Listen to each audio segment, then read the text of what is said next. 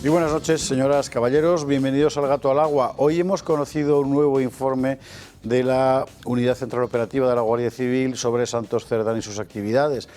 Es un informe muy extenso, 227 páginas, llevamos todos los periodistas de España, bueno, todos no, unos que yo sé, no, en fin, tratando de desentrañarlo porque sale de todo.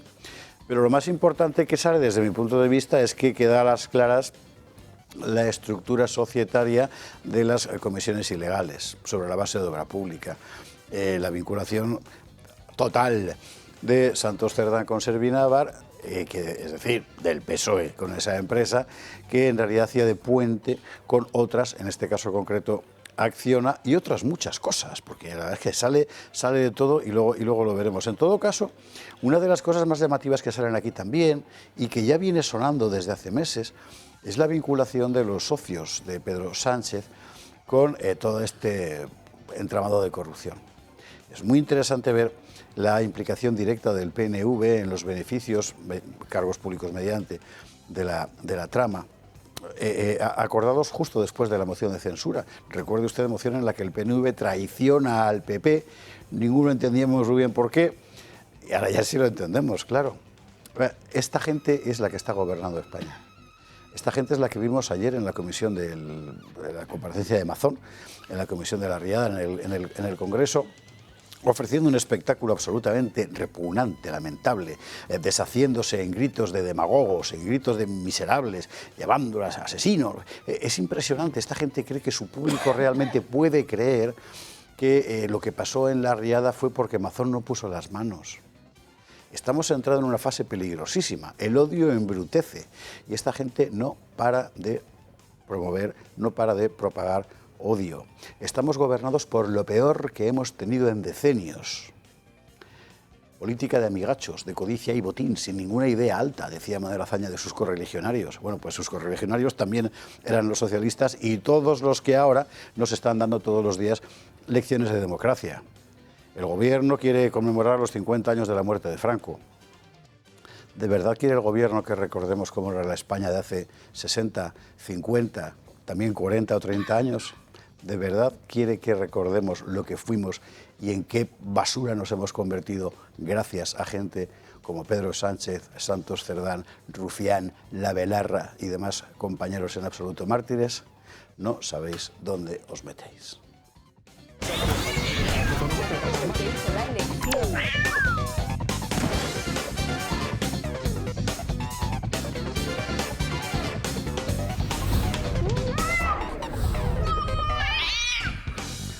21:48, 20:48 en las Islas Canarias. Tenemos que empezar con una mala noticia.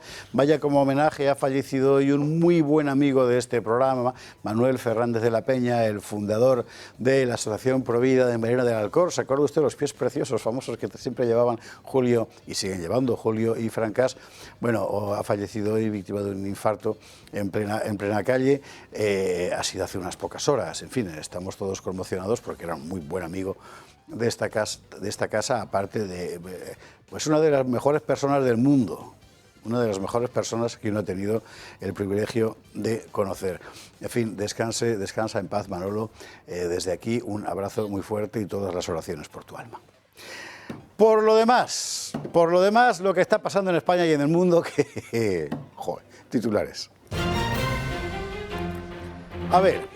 La densa red de Santos Cerdán, a ver si conseguimos explicarlo, porque nos lleva desde la cloaca hasta el PNV, pasando por la Paqui. ¿Quién es la Paqui? La mujer de Santos Cerdán, que no había empleada del Corte Inglés que no la conociera por lo cuantioso de sus gastos, entre otras cosas. O sea, en fin, vamos a contar esta historia. Si alguien de verdad cree que todo esto pasaba sin que Sánchez lo supiera, ¿qué quiere usted que le diga? Conste que la corrupción es transversal, aquí lo tenemos dicho, y hoy el caso Mascarillas ha salpicado al PP con la conexión a Almería, en la Diputación Provincial de Almería, cuyo presidente pues le ha registrado todo, hasta el dobladillo de los calcetines. El partido se ha apresurado a echarlo, bueno, está bien, y veremos exactamente en qué consiste, pero quiero recordar que aquí estamos hablando de una gigantesca estafa promovida desde el gobierno de la nación, aprovechando el encierro obligado, forzoso, de millones de españoles y el terror a la muerte. No tienen vergüenza. Hombre, hablando de esto, a Marlaska le pasó el otro día una cosa muy interesante, y es que había un acto de homenaje a los TEDx y a los fallecidos, y los familiares no quisieron dar la mano al ministro. No ha habido ministro del Interior más odiado por su gente que Marlaska. Los guardias civiles, los policías son gente disciplinada, pues sí, pues se quejan, digamos, en los conductos oficiales, reglamentarios, pero vamos, hay que hablar con ellos. La cuestión es, ¿por qué sigue este tío en Interior? Hace poco una comisión del Parlamento Europeo le señalaba como responsable de haber ocultado pruebas en el asesinato de guardias civiles en Barbate. ¿Qué hace este tío ahí? ¿A qué se agarra? Bueno, nos lo preguntaremos y a lo mejor lo contestamos. Mire usted que la semana pasada hablábamos del tema del narcotráfico en México, de lo que estaba ocurriendo allí, en un reportaje de Mónica Fuster que se ha viralizado muchísimo porque era un trabajo excelente. Bueno, pues no sé si habrán visto el reportaje o no, pero el hecho es que muy pocas horas después ha habido manifestaciones multitudinarias en México, asaltando incluso el propio, o intentando asaltar para ser precisos, el propio Palacio Presidencial contra esta mujer, contra la señora Chimpún. ¿Por qué? Por el narco y por la evidente connivencia del gobierno mexicano con el narco, puesta de relieve por el historiador Zunzunegui en TV, nada menos, para horror de Fortes que le dieron a Lipori. Pero es que es verdad, hoy Trump anunciaba que estaría encantado de poder intervenir militarmente contra el narcotráfico en México. La señora Chimpún se apresuró a decir que no es preciso. Bueno, así están, y mientras tanto la gente levantándose, por cierto, con la bandera pirata de One Piece. Eso es lo que tiene la generación Z. Y en Chile, que hubo elecciones, primera vuelta de elecciones este fin de semana, no pudimos comentarlas por el programa de ayer sobre el PSOE, vamos a hacerlo hoy, pero la victoria de la derecha es muy importante. En números relativos gana esta señora que está usted viendo, que es la candidata de la extrema izquierda, y de toda la izquierda en general, pero la suma de todos los demás candidatos de las diversas derechas supera con mucho a los votos de la izquierda. Y también, esto es muy importante, en el Senado, por primera vez en 30 años, y en el Congreso, el equivalente del Congreso en Chile, que van a tener también mayorías de derecha. Parece que estamos ante un cambio de ciclo.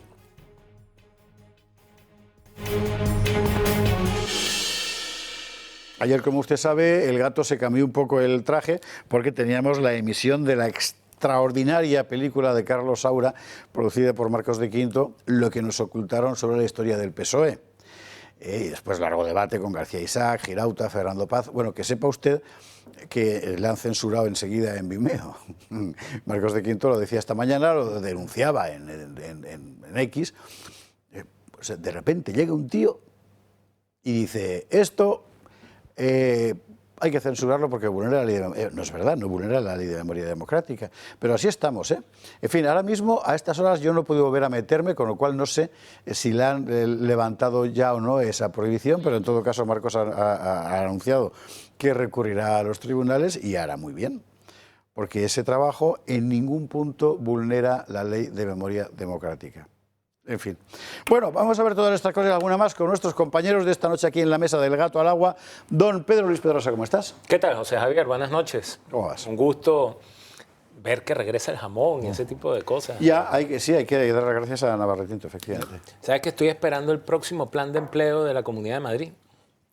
Pues tienen que si plan de empleo joven, plan de empleo senior. Entonces la semana pasada pasó algo que me hace pensar que doña Isabel Díaz Ayuso va a sacar un plan de empleo pancho para los panchitos, ¿verdad? Porque como estamos aquí para limpiar a los señoritos, ¿verdad? A los que usted llama señoritos, pero yo me imagino que usted criada en su casa no tiene. Entonces ese plan de empleo pancho será para andar en Uber, para andar en Globo, para las residencias de ancianos, ¿verdad? Te voy a decir una cosa, Isabel. Yo estoy mejor preparado que tú. Y gente como yo hay aún más preparada que yo. Y las circunstancias nos pusieron acá. No me voy a postular a la Comunidad de Madrid, no te preocupes. Pero como aquel meme del actor mexicano, ¿estás así? ¿Así? de racista, ¿viste? Así, un poquitico así. La verdad es que en 3 o 4 intervenciones que he tenido en las 2 últimas semanas se está acabando una fosa ya sola. Qué cosa más curiosa. Igual le han mandado de Génova a No alguien es para que le haga los distinta discursos. al diputado de la Asamblea de Madrid del PSOE, a este Gutiérrez, que a ese argumento, al único que yo he escuchado responder ha sido a Samuel Vázquez, que le respondió en directo en un programa en televisión que le dijo racista, clasista y todo lo demás. Y entonces el tío este del PSOE es que no son distintos. Isabel, tú y este señor Gutiérrez, el waterpolista este que es diputado, no son distintos. Solo Pedrosa sabe que hay un diputado socialista en Madrid y que se llama Gutiérrez. O sea, eso no, claro, lo que pasa es que estaba debatiendo con Samuel Vázquez y le dijo exactamente lo mismo. Ya, claro. Es más, le dijo, ¿quién va a limpiarle el trasero a los abuelos en las residencias de ancianos? Y Samuel Vázquez le respondió enseguida. En fin, Pedro, bienvenido y buenas noches. Don Antonio Alonso Timón, ¿cómo estás? Muy buenas noches. Pues aquí una noche más, a pesar de la que está cayendo, y gracias a los informes de la UCO, pues ya sabemos, tenemos perfectamente el cuadro pintado y retratado de lo que sucedió desde el minuto 1 de este gobierno, ¿no? Y sabemos ya por qué el PNV cambió en menos de 48 horas, pasando de apoyar al gobierno de Rajoy a apoyar la moción de censura. Sabemos qué hizo el presidente del gobierno durante los días que se retiró a reflexionar y pudo comprobar que seguía enamorado de su mujer. Pero a mí lo que me llama la atención poderosamente es cómo estará este país para que uno de los objetivos que tiene la ministra de Hacienda es que las comunidades autónomas no rebajen impuestos, sino es castigar la rebaja de impuestos y premiar a los que suben los impuestos. O sea, es absolutamente demencial. Totalmente. Estamos atrapados en manos de un gobierno que castiga sistemáticamente a los ciudadanos. Por no decir que evidentemente en este país, como ya hemos dicho aquí en algunas ocasiones anteriores, siempre se premia al desleal y se castiga al leal. Es absolutamente bochornoso. Una señora que, por otra parte, y con esto termino, desde que es ministra de Hacienda ha incrementado la deuda de este país en más de 500.000 millones de euros. O sea que así seguimos. El techo de gasto se ha aumentado un 8,5%, cifra récord. En nuestro país más de 216.000 millones de euros y seguimos gastando como si no hubiese mañana. Es absolutamente indecente. Don Antonio, bienvenido, buenas noches. Don Jorge Campos, ¿cómo estás? Muy buenas noches, pues encantado de estar aquí, sobre todo porque ha vuelto el jamón. No sé si eso es un nuevo dispositivo. Ninguno ha dicho cuánto me alegra volver a verte, Esparza. Todos han dicho que qué bien que hay jamón. Bueno, claro, es que asociamos el jamón a Esparza. Pero es que todo este tiempo tú has estado. Perdona un momento, claro. José Javier, a ti te tenemos muy visto y el jamón hacía tiempo que no lo veíamos. Es verdad. Y no sé si es, si es gracias a un nuevo dispositivo antiislamista, os doy la enhorabuena, porque además lo disfrutamos mucho, la verdad. Que he visto hoy a la Proens amenazando con convocar elecciones. Sí, bueno. Amenazando. Sí, bueno, yo creo que pero bueno, ni la Proens va a convocar elecciones, ni Sánchez va a convocar elecciones, nadie va a convocar elecciones. Por cierto, antes de que se me olvide, quiero saludar a Gloria Rosa Rodríguez. Sé que es televidente y además creo que compartimos gustos musicales, nos gustan los mismos cantantes. Así que de aquí mi saludo y mi abrazo fraternal. Pues espero que podamos escuchar música de la buena también con nuestro amigo Pedrosa. ¿Cómo dice? De familia. Jorge, bienvenido, buenas noches. Esto está muy bien. Conste que es un chiste privado. Solo Pedrosa conoce el secreto, en realidad, a fondo de la cuestión. Pero bueno, no lo revelaremos porque no es... Jorge Campos, bienvenido, buenas noches. Nosotros nos vamos a marchar enseguida a contar toda la actualidad. Pero es que Adolfo Albistu no para entrar aparatos. Efectivamente. O sea, tenemos la diadema de Timón, el cinturón de Alejo, la rodillera, no sé a quién ponérsela, pero en cualquier momento. Y tú vas con el guante. Y yo voy con el guante. Además, hoy he vivido, Esparza, un momento entrañable.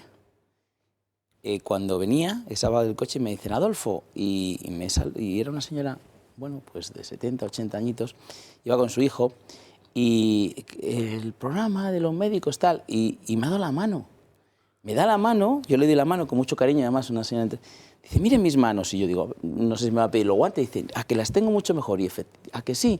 Dije yo, pues sí, señora, claro. Yo no sé, las he visto anteriormente, pero sí. Así que, Carmen, un beso muy fuerte. Ha sido un momento súper entrañable. Nunca me haya ocurrido esto, sinceramente. Que sepa usted que estas cosas que cuenta el Bistro son verdad, ¿eh? No, completamente.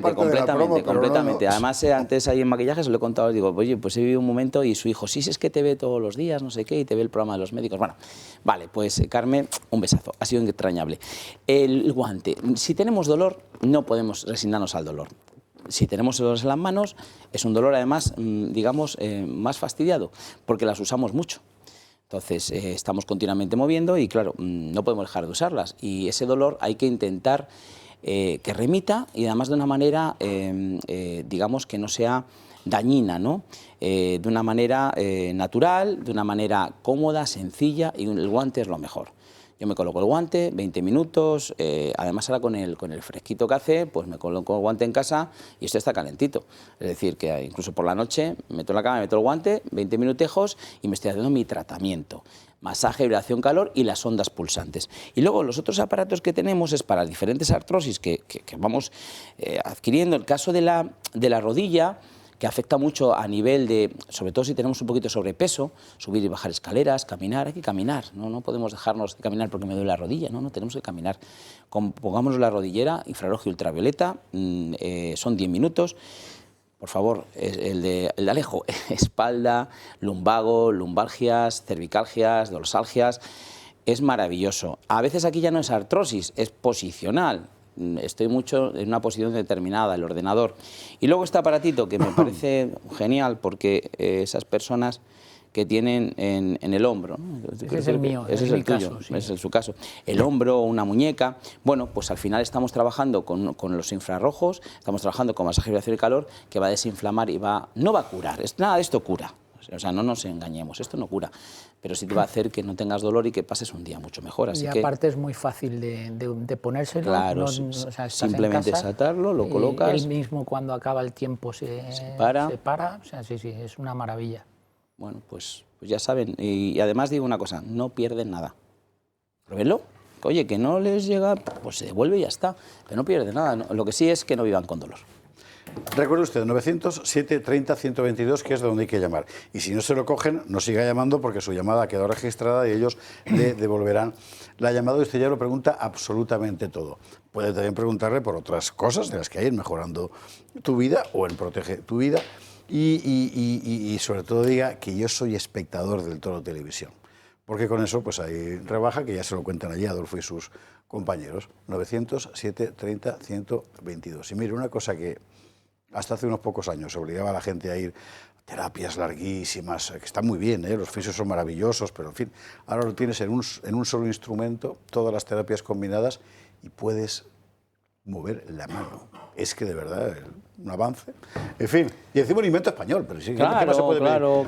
Además, fíjate, te voy a decir una cosa, en breve, la semana que viene, te traigo al inventor que ha inventado una cosa que hoy me la ha enseñado, que es para la rizoartrosis, es decir, ese dolor... ¿Para la qué? Rizoartrosis, el de aquí, vale, que lo tiene muchísima gente, mucha gente que trabaja, sí. Y ahora con los móviles más. Y es justo un aparatito que se coloca aquí, que es para este en concreto, que es súper doloroso. Así que nada, ya lo presentaremos. Adolfo, gracias. Gracias. Nosotros nos vamos a la publicidad, a la vuelta. A la vuelta viene Kake Minuesa, que trae película. ¿Por qué? El Valle de los Caídos. El Valle de los Caídos, que aquí jamás llamaremos de Cuelgamuros, y que es una batalla. Que es una batalla que hay que librar.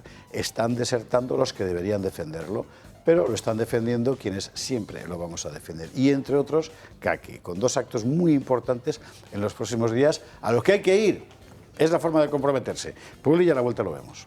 22 horas 8 minutos, 21 y 8 en Canarias, 9 ya, estamos de vuelta y vamos a empezar contando algo muy importante que es muy importante objetivamente, ¿eh? O sea, la resistencia popular es lo único que puede salvar en este momento España, en todos los órdenes, también con las tropelías del gobierno frente a, por ejemplo, el Valle de los Caídos y su profanación, que es una cosa asombrosa. Bueno, tenemos dos acontecimientos importantes con un mismo protagonista. Kake Minuesa, muy buenas noches, cuéntanoslo. Buenas noches, estoy encantado de estar aquí. Lo primero que tengo que hacer es saludar. Los de ISEP Pata Negra saludan a Esparza. Aquí se ve mi nombre, Juan Ramón. Qué triste es esto. No, bueno, mira, como Jiménez, pero ya llevo 3, estoy en el 4º año. Así que, mi querido profesor, gracias por recibirme, mi querido maestro. Faltaría más. El Valle de los Gracias a ti. Caídos. El Valle de los Caídos. Tenemos un documental que se titula El Valle de los Caídos 2019, la profanación, que hace oír, fíjate lo que son, lo que dices tú, las batallas, ¿no? Estamos todos, cada uno en su propia, pero hay veces que tenemos, hay fuerzas mayores, ¿no? Tenemos un fin superior como es defender el valle, defender la cruz. Y entonces Hazte Oír se ha unido a abogados cristianos, a Distrito, a Periodista Digital, al Toro. Estamos todos en lo que va a ser un estreno que caben 500 personas y ya hay 400. Entonces vengo aquí para que esos 100 sean del Toro, porque el documental que emitimos es maravillarse de lo que es el Valle de los Caídos. Porque nadie ha hecho un documental del Valle de los Caídos, porque nadie cuenta que el Valle de los Caídos es 5 veces el Corcovado, porque nadie habla de del poblado, porque nadie habla del monasterio, porque nadie habla de la hospedería, de esas voces maravillosas. Entonces, bueno, en 2019, que yo traté de colarme por el Valle de los Caídos, por la base de la cruz, y que me pilló la policía, que me decían, si te hubiera salido bien la grabación de la profanación, nos hubieran despedido a todos, pero vamos a hacernos fotos porque en el fondo los guardias civiles había algunos que todavía creían en lo que hacían, ¿no? Bueno, pues tú estabas ahí, de hecho sales en el documental porque en 2019 Santiago Cantera, que hoy no está, entre las cesiones y lo que pudiéramos hablar de lo que hace la conferencia episcopal y lo que no hace, mejor quedémonos con la proyección del documental, pero Santiago Cantera hoy no está.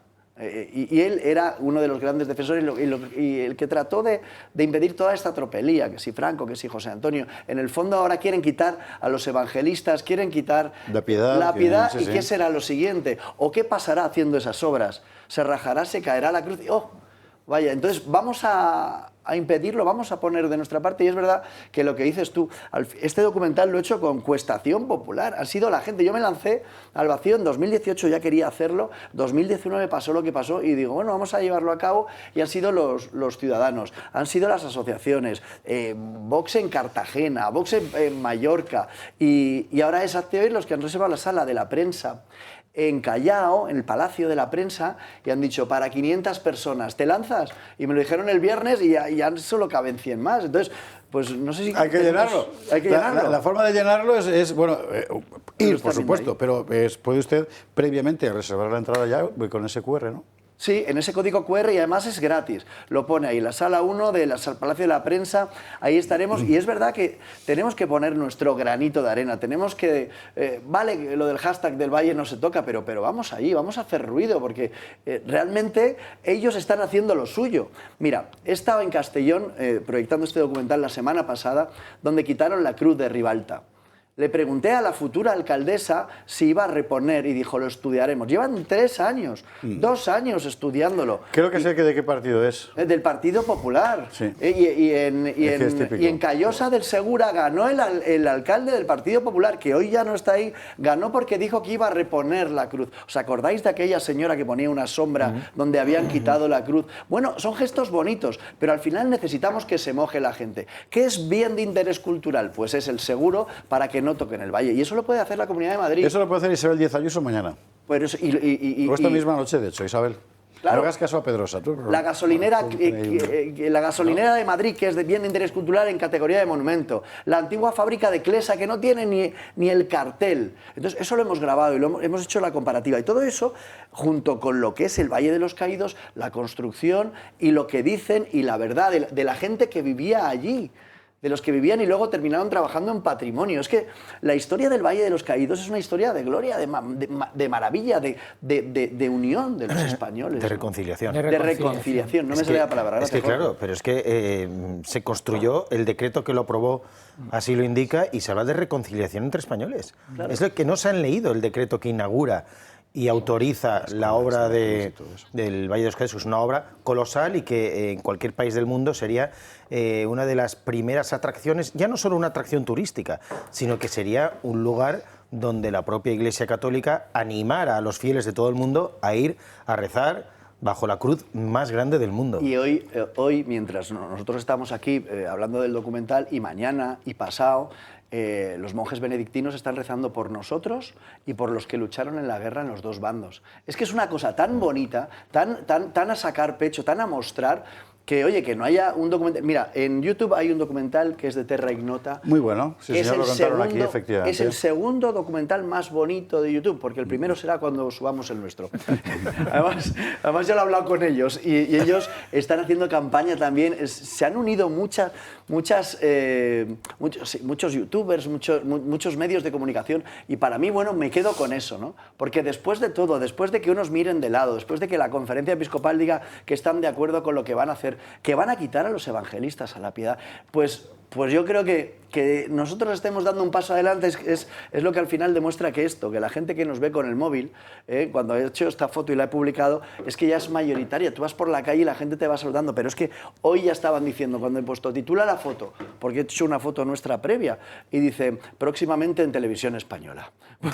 Pues tendrá que ser así, porque los de la izquierda lo han hecho así. Entonces, Sí.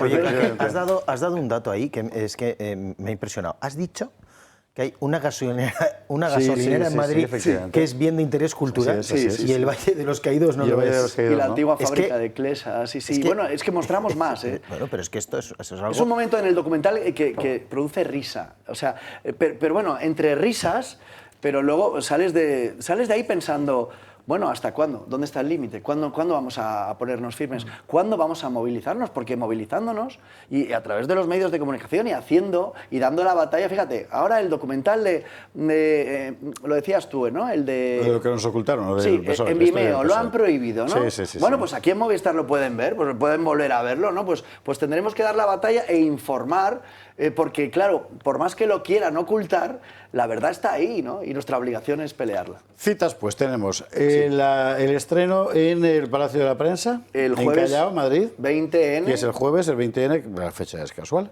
Claro.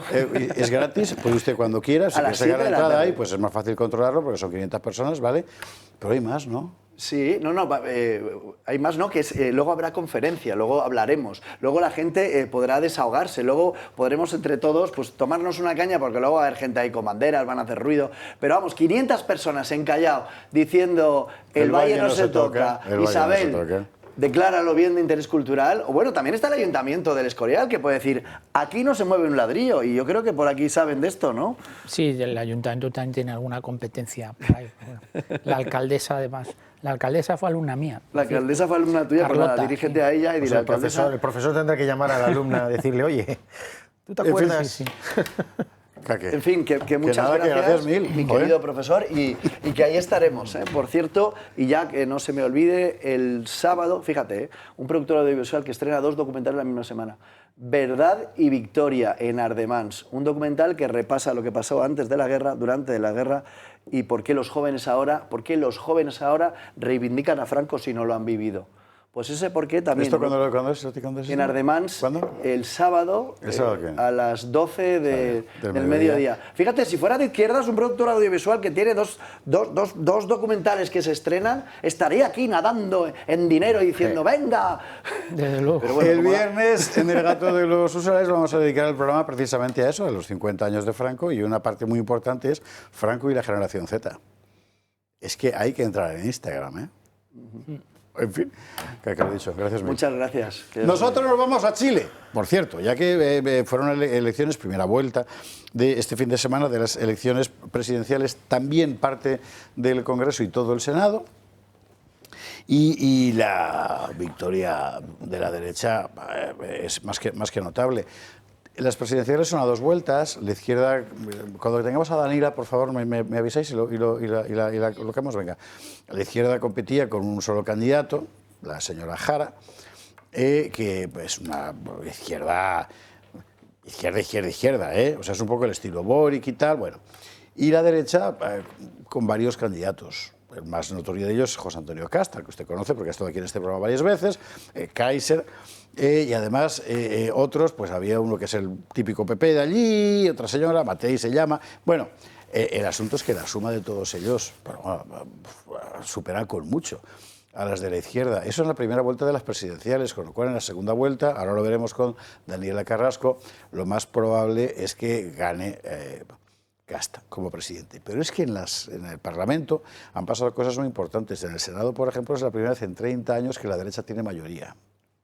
Y de los puestos que se han renovado en la otra cámara, en la Cámara Baja, el aumento de escaños también es más que notable. ¿Qué va a pasar a partir de ahora? Pues quien lo sabe es Daniela Carrasco, con toda seguridad. Daniela, muy buenas noches, ¿cómo estás? Hola, muy buenas noches, buenas tardes. Acá en Santiago de Chile son las 18:20 horas, así que un saludo desde el fin del mundo. Bueno, lo primero que tengo que decirte es que me sorprendió muchísimo, aunque tú lo anunciaste aquí, la cantidad de gente que ha votado a Kaiser. Ha quedado que cuarto candidato, si no me equivoco. Sí, efectivamente.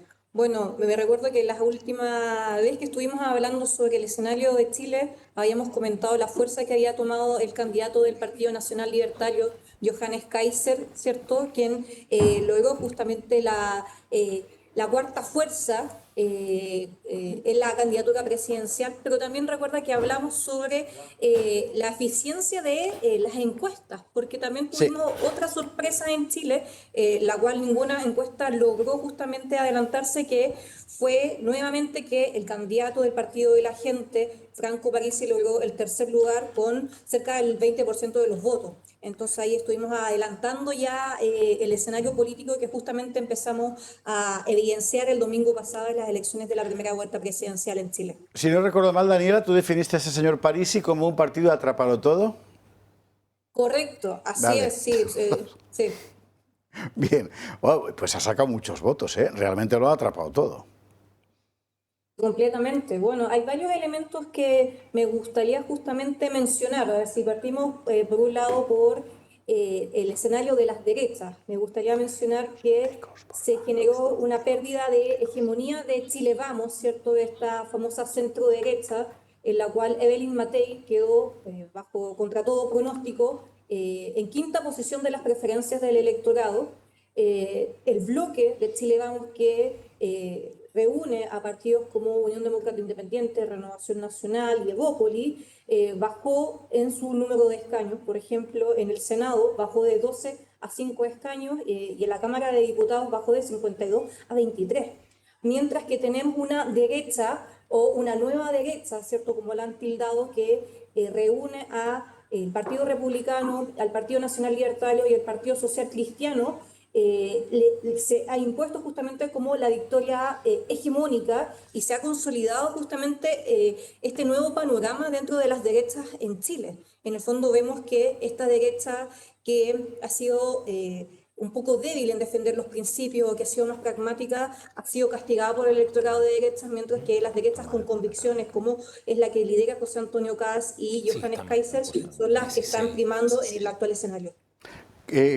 Kast ha dicho que va a votar Kaiser ha dicho que va a apoyar a Kast para la segunda vuelta. Parisi ha dicho que se va a apoyar a sí mismo, en principio, porque como corresponde a su carácter.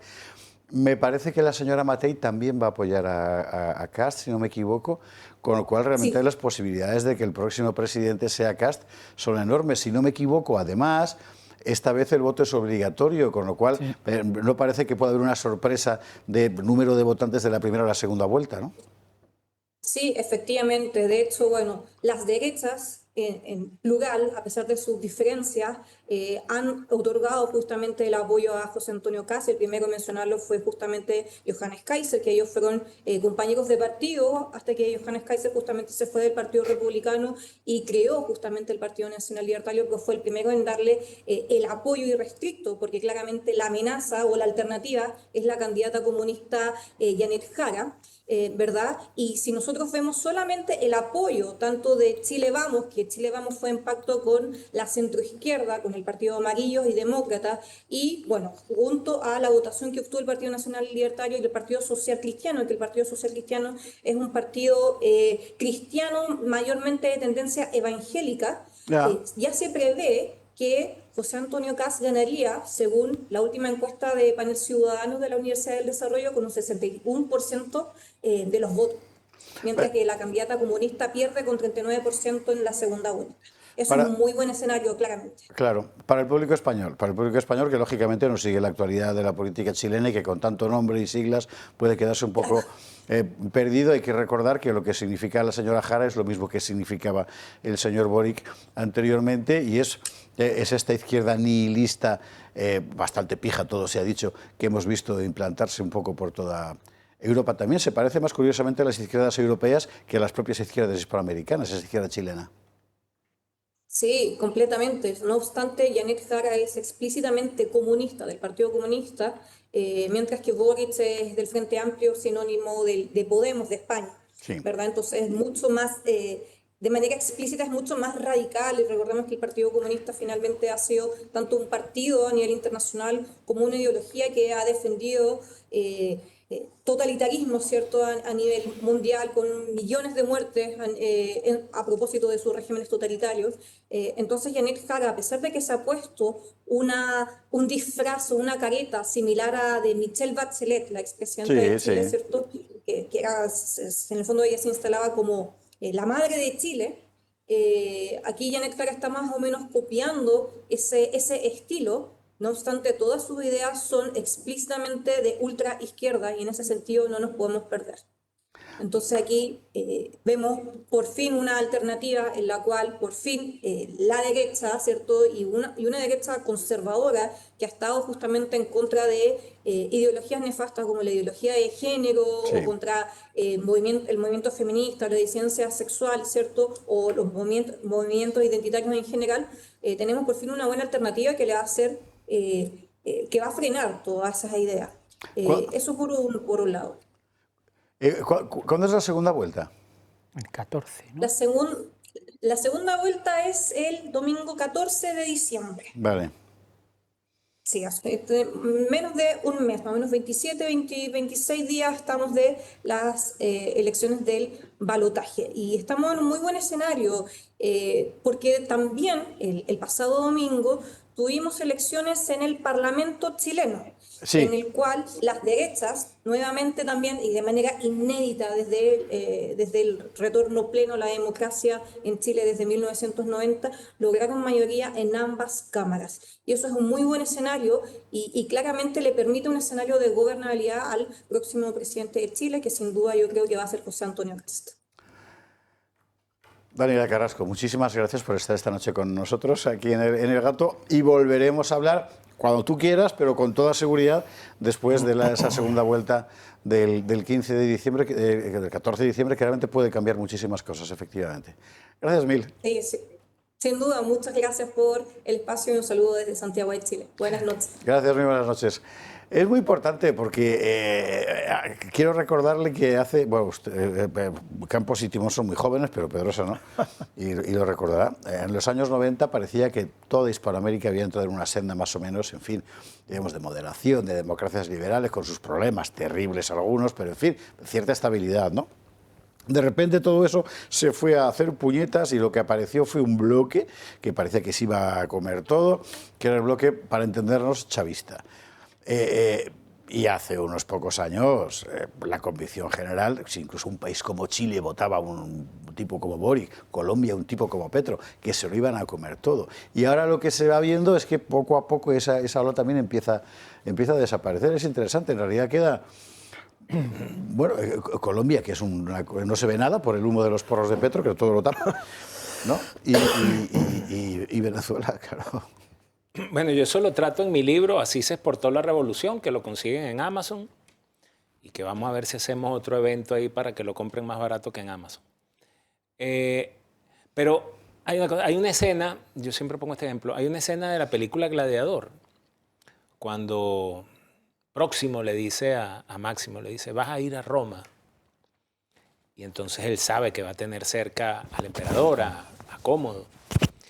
Y llega y se baja del coche, del carro donde lo llevan, y ve por primera vez el Coliseo, y lo ve gigantesco. Entonces, la derecha cuando gana, cree que ya ganó todo. No, mira, cuando gana es cuando Máximo se baja y ve el Coliseo, y ahora es que te tienes que entrar a carajazos ahí en la arena.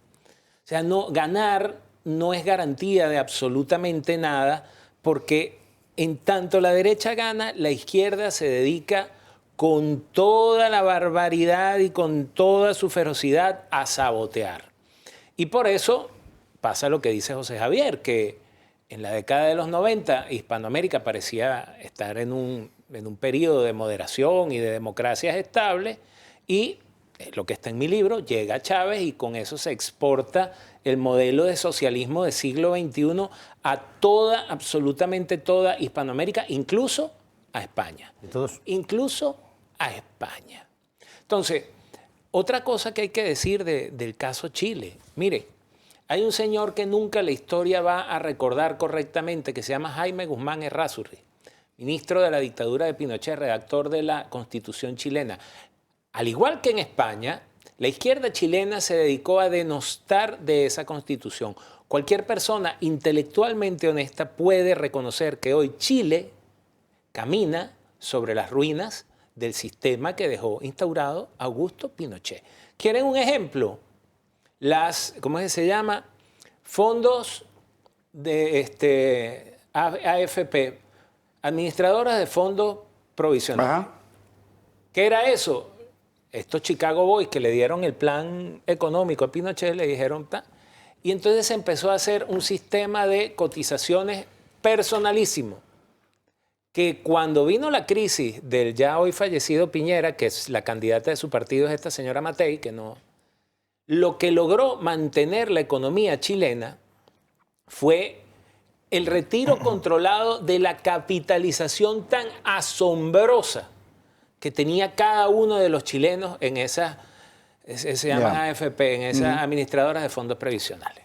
Jorge Campos, Antonio Timón. Y comentabais que en los años 90 había cierta estabilidad, democracias liberales en Sudamérica, pero os olvidáis que estaba viva la cabeza de la serpiente comunista, que era Cuba.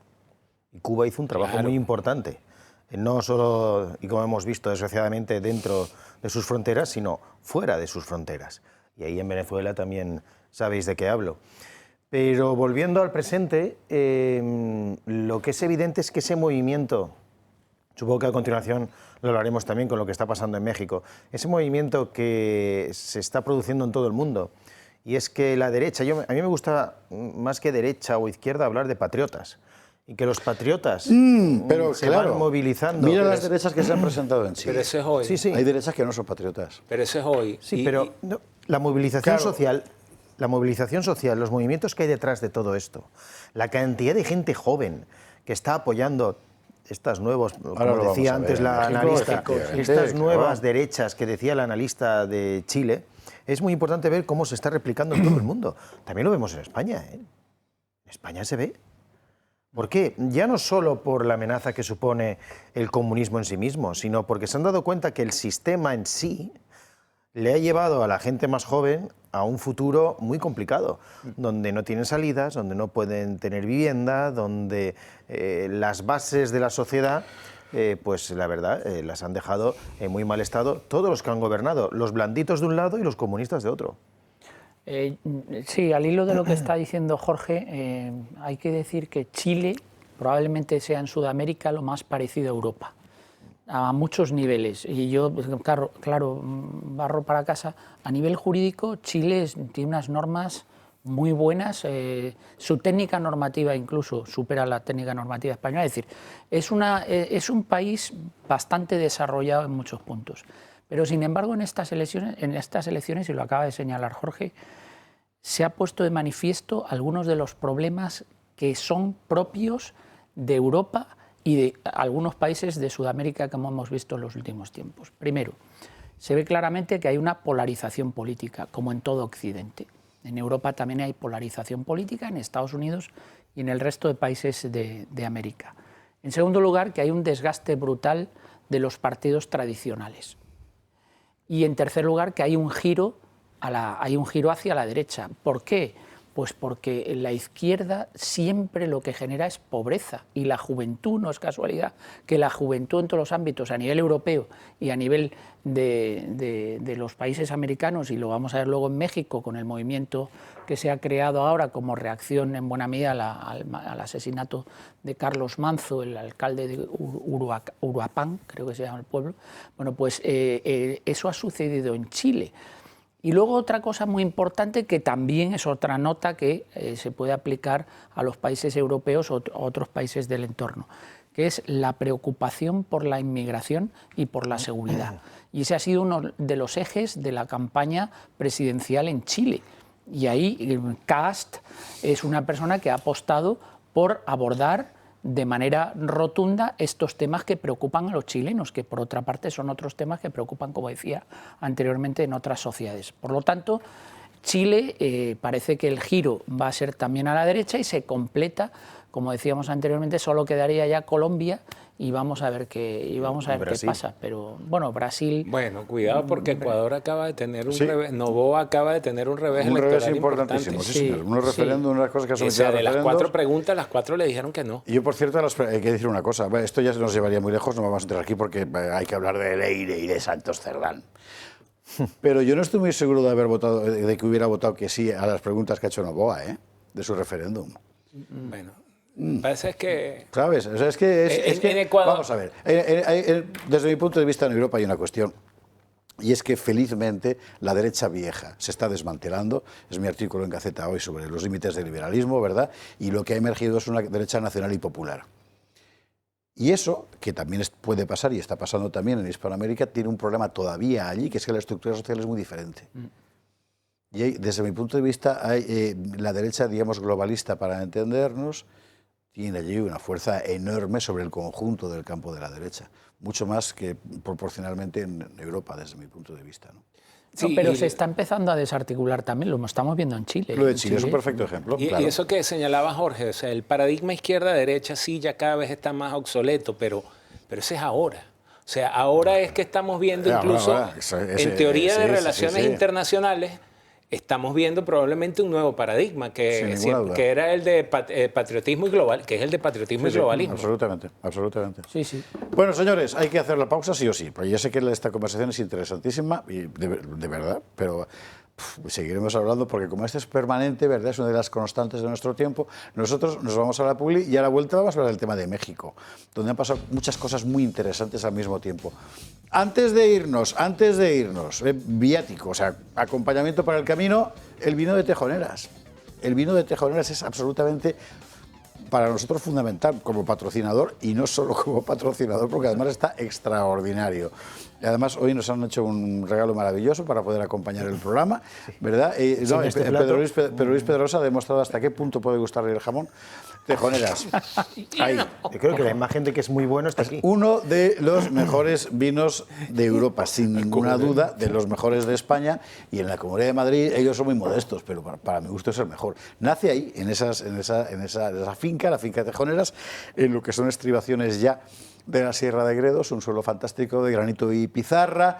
Lleva manando vino desde mediados del 19, que se dice pronto, en tiempos de Eugenia de Montijo. En fin, bueno, pues uvas garnachas centenarias con las mejores variedades del mundo, introducidas más o menos recientemente, y una vinificación artesana que da gusto verla. Es que hacen auténticas obras de arte. Así le sale el vino que le sale y venga a ganar premios y venga a ganar premios. Nosotros tenemos la propuesta del Pack Tejoneras, que son 12 botellas del mejor vino de Madrid por solo 139 euros, por cierto. Si yo no recuerdo mal, era una de 750 Gran Reserva, 2 puede ser de Tejoneras Alta Selección, esto es, y 9 de la Graz Crianza, que es un vino. Vamos a ver, o sea, la Graz Crianza el Crianza es un crianza, pero yo he hecho la experiencia de guardar la Graz Crianza varios años y no sabe usted cómo está. O sea que bueno, pues los 12 por 139 euros, que son un 30% de ahorro respecto a lo que le costaría a usted en la calle. ¿Que no quiere comprarlo así? Bueno, pues en la calle, lo tiene usted en toda España en el Corte Inglés y en Madrid, además de en el Corte Inglés, en Sánchez Romero, en Carrefour, en Alcampo y en Distribuciones Adán. Yo le aconsejo que entre en la web y para ver la tierra. Es que es una auténtica preciosidad. Tejoneras. En fin, bueno, Publi, y a la vuelta nos vamos a México, vamos a contar lo que ha pasado allí y lo que sigue pasando, ¿eh? Mencionaba Antonio Alonso Timón el asesinato de Carlos Manzo, el alcalde de Uruapan, Sí. asesinado salvajemente por el narco. Claro, no es el primero ni será el último, y por otra parte, pero hay un momento en que la gente dice, ya está bien. Y es muy interesante que ahora haya una generación que está diciendo abiertamente, o sea, yo no puedo vivir en un país así. Como es muy relevante que un intelectual de izquierdas, porque es muy de izquierdas, como Zunzunegui, muy hispanista, pero muy de izquierdas, se plante aquí en TVE y le cuente a Sanfortes lo que le contó. En México el gobierno está enteramente implicado en el narcotráfico. Claro. Publi, lo vemos. 22:44, estamos de vuelta, 21:44 en Canarias. Vamos enseguida con la cuestión mexicana. Antes, Paula Cruzado, muy buenas noches. Muy buenas noches. Breve exordio. Venga. Breve exordio y además, de verdad. Ayer, sabe usted, emitíamos aquí un documental único, lo que nos ocultaron, la película de Carlos Saura y Marcos de Quinto sobre la historia del PSOE. De inmediato la han censurado.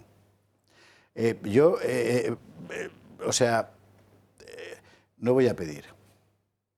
Lo que le insto a ustedes a comprometerse. Y si usted haya comprometido, muchísimas gracias. Y si no, pues no sé qué espera. Porque lo que tenemos enfrente es una máquina que nos quiere destruir. Y lo han dicho así. Reventar a la derecha, como dice Yone Belarra. Escuche usted a Pablo Iglesias. Nos quieren destrozar. No a nosotros como cadena, que también. A todos, a todo lo que no sea ellos. Y hay que plantar cara. Y la única forma de plantar cara es con la palabra y con los medios. Por eso es tan importante para nosotros que esta cadena y otras, si usted quiere, sigan abiertas para poder seguir contando lo que hay. Y el Club de Amigos tiene esa función, que además nos queremos mucho, pues también, pero esencialmente es una trinchera, es una posición de combate para que España no termine siendo lo que toda esta banda que estaba ayer llamándole asesino amazón quiere que sea, que es que deje de existir España. Pues no, aquí estamos y usted puede estar también. Y la forma de comprometerse es esta. Y esto que yo le he contado en tono, digamos, castrense, se lo va a contar en tono mucho más dulce Paula Cruzado. Pues nada, yo lo que les vengo a decir es que les necesitamos a todas aquellas personas que nos ven día a día, a que, como ha dicho Esparza, quieren que este medio de comunicación siga siendo pues su voz, siga siendo ese resquicio de libertad y de enterarse de información que otros medios de comunicación callan. Y para eso necesitamos su ayuda. ¿Cómo? Haciéndose socio del Club de Amigos del Toro Televisión o haciendo unas donaciones. Tanto haciéndose socio como haciendo donaciones, desgravan. Ambas dos desgravan. Deciros que si llegáis a los primeros 250 euros haciendo una donación o haciendo una cuota, se desgraban el 80% de ello. Es decir, te desgrabas 200 euros, por lo que te quedaría una cuota real de 50 euros al año, que son 4 euros al mes. Hay muchísima gente que nos llama diciendo que es socia y que cómo puede hacer para llegar a esos 250 euros. Pues puede completar esa aportación, ese que le queda, eso que le falta, a través de donaciones puntuales. Eso sí, es muy importante que esas donaciones entren antes de que finalice el año, antes del 31 de diciembre, porque si no, no se podrá usted desgravar en la declaración de la renta. Hay muchas personas también que están haciendo pues, donaciones a estos números de cuenta que aparecen en pantalla, y es muy importante que esa gente se ponga en contacto con nosotros, porque si no tenemos su nombre, si no tenemos su apellido, si no tenemos su DNI y si no tenemos su dirección postal, esa donación no se puede quedar registrada en Hacienda. Por eso, por favor, todas aquellas personas que lo están haciendo, que se pongan en contacto con nosotros. También si tiene una empresa, ya sea de mediana, pequeña, grande, y nos quiere ayudar, también lo puede hacer y también se puede desgravar en el impuesto de sociedades. El primer año se desgravaría un 40% y a partir del segundo en adelante se desgravaría un 50%. Una donación de 500 euros en una empresa se puede desgravar hasta 200 euros en impuesto de sociedades. Y hay mucha gente que también nos dice, pero yo, aparte de ser socia, los más generosos, os quiero hacer esa donación. Bueno, pues no pasa nada. A partir de esos 250 euros, imagínense, una donación de 500 euros, a partir de esos primeros 250 euros que te desgrabas el 80%, te desgrabas el 40%. O sea, 500 euros de donación, te desgrabas 300 euros. Así que toda ayuda, de verdad, que es muy importante importante y más en este tiempo. Esparza. Fernando Paz, el jueves. Fernando Paz, el jueves, eso es, esta sesión en la que hablaremos de la formación de la ortodoxia y de las herejías. Ah, pues es un momento básico de la historia del cristianismo, la verdad. Sí, son además con Fernando consigues entenderlo, que es porque no cree usted que es fácil la cosa, ¿eh? No, la verdad es que es una maravilla. La gente puede asistir de forma presencial online. Todas aquellas personas que no han asistido a las sesiones anteriores las pueden adquirir de forma de grabación y a partir y engancharse en cualquier momento al curso. Luego también tenemos otro punto de encuentro, otra fecha importante para nosotros, Oviedo, que es el próximo día 2 de diciembre, que estaremos en Oviedo con un programa especial a todas aquellas personas que nos ven desde allí o que nos siguen o que conocen a gente, que por favor que reserven ya su plaza. Es muy importante haciéndolo llamando al teléfono del Club de Amigos al 91-616-2464 y que no se queden sin estar con nosotros, sin acompañarnos. Paula, gracias mil. Gracias a vosotros siempre. Recuerde, nuestro arcabuz, su arcabuz, es el Club de Amigos. Para aguantar. Y ganaremos. 916162464. Vámonos a México. Venga, vámonos a México a contar lo que ha pasado este fin de semana. Las imágenes que han salido son realmente asombrosas. Recuerde usted que la señora Chimpún puso alrededor del palacio un muro. O sea, eso es un muro y no lo de Pedro. Un muro de metal. Bueno, la gente fue contra el muro, pegó fuego a la base del muro, hizo pintadas. Las imágenes son tremendas. ¿Y por qué? Es verdad que los medios españoles, tan mansos ellos, la mayoría, no han contado en el fondo lo que pasaba. Claro, porque nuestro gobierno está apoyando a la señora Chimpún, pero esto es una auténtica revuelta popular y no sabemos en realidad hasta dónde va a poder llegar. Mónica Fuster. Una bandera muy particular ha agitado México este sábado a pocos metros del Palacio del Gobierno Nacional.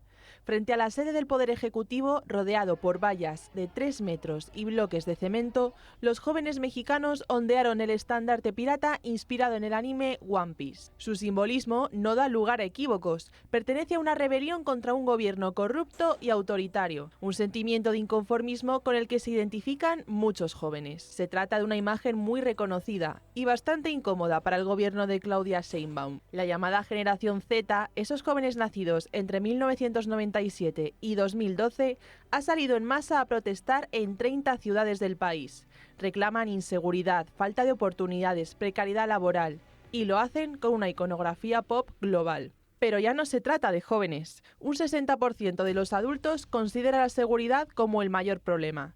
La estrategia nacional es un fracaso. 74 personas son asesinadas o desaparecen diariamente en México. Ante esta realidad, las protestas no han sido tranquilas. El balance es contundente. 20 civiles heridos, más de 100 policías lesionados y una veintena de detenidos. Detuvieron a esos chicos. Son de la manifestación. Miren, los tienen detenidos. Los tienen aquí en la delegación Venustiano Carranza. Ayúdenlos, por favor. Tengo 14 años. ¿Qué hiciste? Nada, protestar. ¡Ayuda, por favor! ¡No estudiantes! ¡No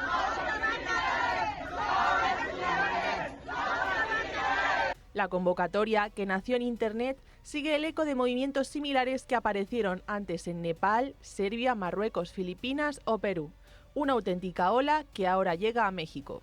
En la capital, los disturbios estallaron cuando grupos de jóvenes treparon por las vallas que protegían el Palacio Presidencial. La policía respondió con gases, mientras en el muro de contención podían leerse grafitis como narcoestado. La bandera pirata apareció en Mérida, Chiapas, Jalisco, Puebla, Oaxaca, en Michoacán, en todo el país. Un icono juvenil convertido de repente en emblema de protesta nacional. Todo ello en una jornada que ha puesto muy nerviosa a la presidenta mexicana. Sheinbaum está presionada por muchos frentes: el movimiento antinarco, las protestas de los maestros y la creciente presión de Estados Unidos en su lucha contra los cárteles de droga. Pero ¿quién armó esa tendencia? ¿Cuánto dinero le pusieron a esa tendencia? ¿Quién está poniendo impulso, se llama ahora, en TikTok? ¿Quién está subiendo esas cuentas de TikTok? Porque hay dinero ahí involucrado. Pero esas palabras no frenaron nada. Al contrario, dieron más fuerza a la movilización. Y hay un elemento que lo agrava todo: la muerte de Carlos Manzo, el alcalde de Uruapan, que fue asesinado por denunciar al narcoestado. Su familia, incluida su abuela, estuvo en la marcha. Y se escuchó una y otra vez. ¡Carlos no murió, el gobierno lo mató! ¡Carlos no murió, el gobierno lo mató! Lo que empezó como una protesta juvenil terminó convirtiéndose en una protesta de todos. Padres, madres, abuelos, hijos, nietos. Todos enviaron un mensaje claro. A los jóvenes mexicanos les importa su país, están cansados de la violencia y no piensan callarse. Y ojo a este dato final. En 2024, el homicidio fue la primera causa de muerte entre los jóvenes mexicanos. Ellos no protestan por moda, ni son bots. Protestan porque viven en un país donde cada día su vida está en juego.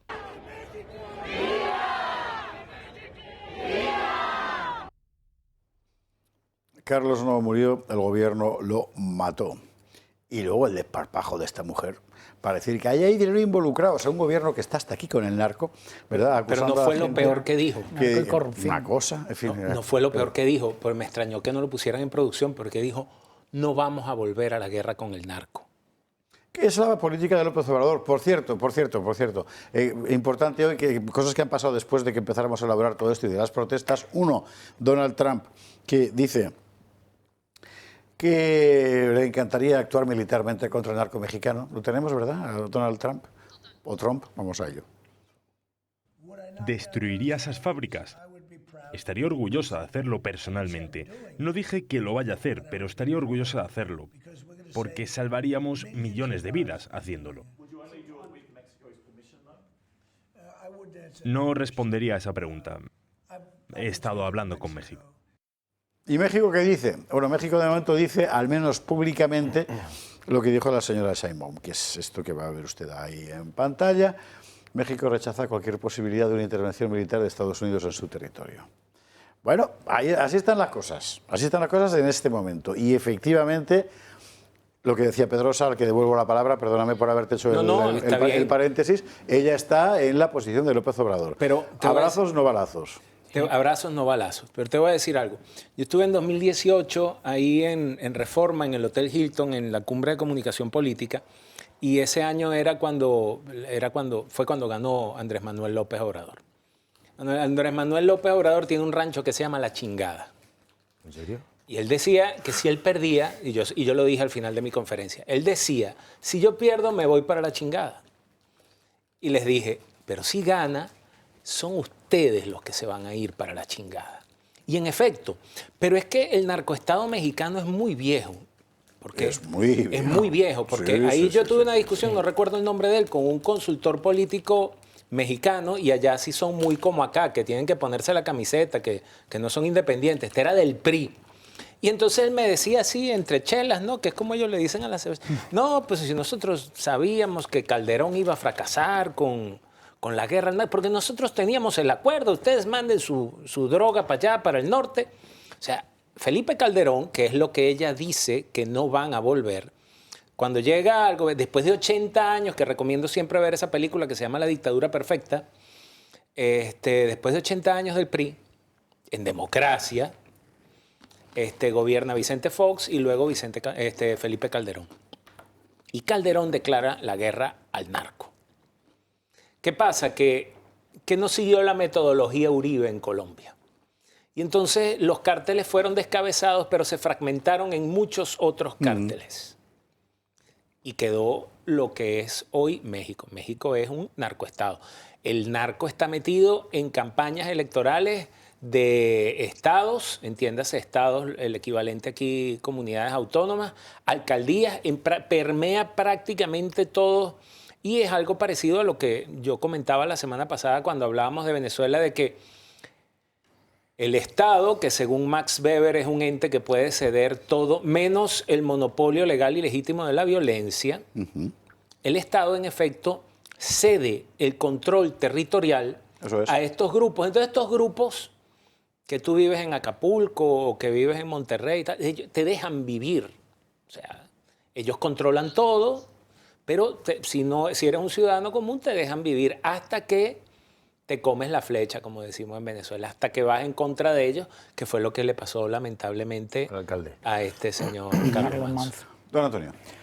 Bueno, yo creo que, como se ha dicho, esto viene de largo. México es un país con una inseguridad crónica.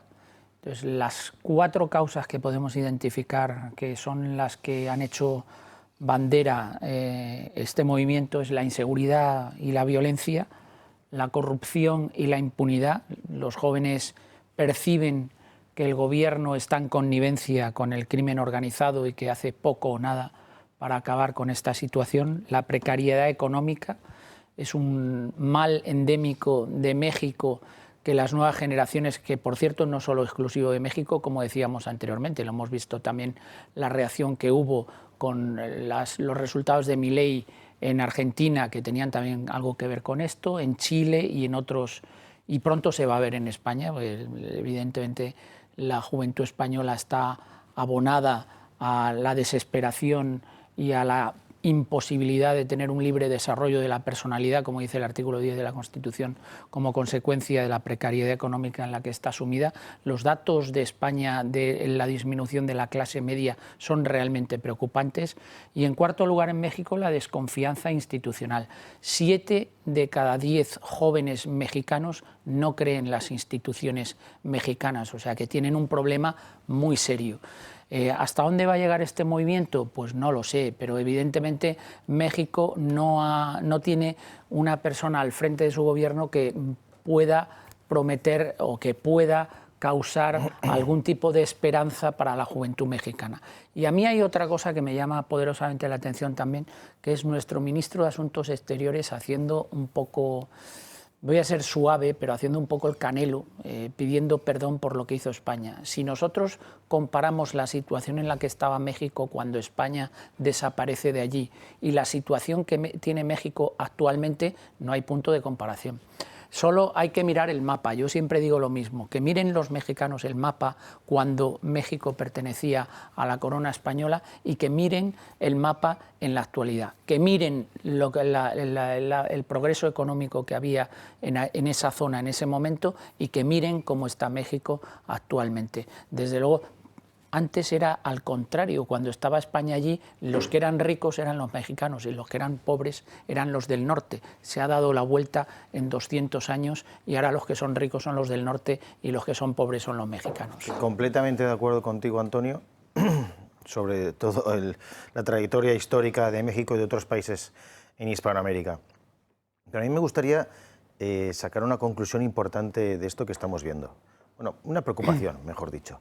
Porque todos estos movimientos se deberían canalizar de forma correcta para cambiar a esos gobernantes que ha tenido México de un signo y de otro.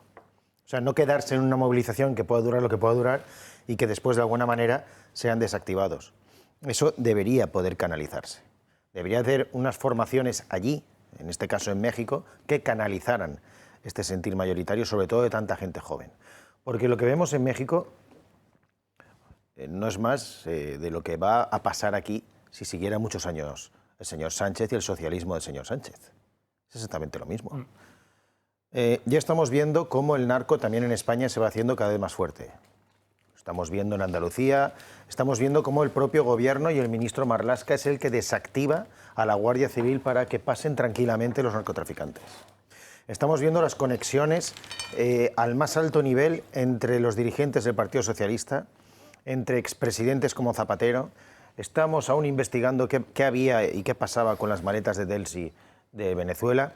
Estamos viendo una conexión con todos estos sátrapas de Hispanoamérica que son los mismos que después destruyen y arruinan los países y la esperanza de futuro de los jóvenes, que es lo que hace el socialismo no solo en Sudamérica, sino en todo el mundo, porque el socialismo es ruina, miseria y quedarte sin futuro.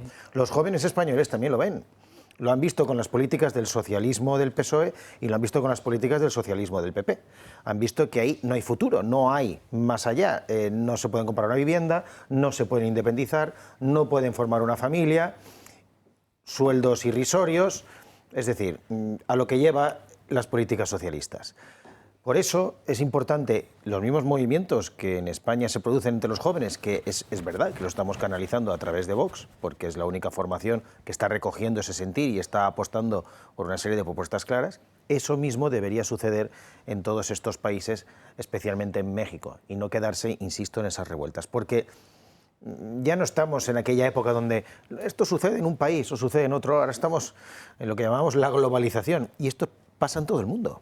Es estos interesante, cambios pasan en todas partes y va a seguir pasando. Es interesante que el emblema fundamental, vamos a ver, yo creo que atribuir a la generación Z la vanguardia del movimiento me parece que es un error. Pero la gente más joven siempre es la que más se mueve, como es lógico. Y además es sano que así sea, ¿eh? Y el emblema de esta movilización ha sido eso que va a ver usted en pantalla ahora mismo, que es la bandera pirata de una serie bien conocida que se llama One Piece. O sea, One Piece, ahí estamos. No tiene parche, lo digo por si alguien ha pensado algo raro, no tiene parche, lo que tiene es un sombrero de paja. Y el emblema ha sido esto. Bueno, es un emblema, digamos, de reconocimiento generacional por encima de los países, eso es verdad, pero el problema de México es bien nacional. Es bien nacional. En fin, ¿y querías añadir, Pedro? Que hay un grave problema en México que con sus diferentes matices es muy parecido a... O sea, la casta política, la gente que administra la cosa pública tiende a ser sobreviviente y a mimetizarse, ¿no? Por ejemplo, cuando hubo el cambio del PRI, que ganó el PAN, entonces empezaron a hablar del PRIAM, ¿verdad? Porque hubo un montón de políticos priistas que empezaron a saltar la talanquera, decimos en Venezuela, para anotarse al PAN. Y ahora le llaman Primor. Por Morena, que es el grupo porque sí. han brincado del PRI de este señor que, por cierto, está viviendo acá, que no me acuerdo ahorita el nombre... Sí, es el charrazo que parecía actor de telenovela, no recuerdo cómo se llamaba. Sí. El grande con bigotes. Para Morena. Yo en esa misma cumbre, en México, hablé con un montón de gente que no, que este nos va a chingar, que no, que lo que viene y tal. Y ahora son funcionarios de gobierno adscritos a Morena. Sí. Bueno, es lo que tiene un sistema, efectivamente. Bueno, veremos en qué queda la cosa. Peña Nieto, ¿no? Enrique Peña Nieto. Pero es estimulante, ¿eh? O sea, yo entiendo que hay mucha gente a la que las alteraciones le molestan. Bueno, mire, sí, pero hay que alterarse de vez en cuando. Y más cuando te están matando. Veíamos las cifras aquí la semana pasada en Úsares. Es que estamos hablando de muchos miles de muertos al año. México, que tiene 130 millones de habitantes, o por ahí andará. O sea, en fin.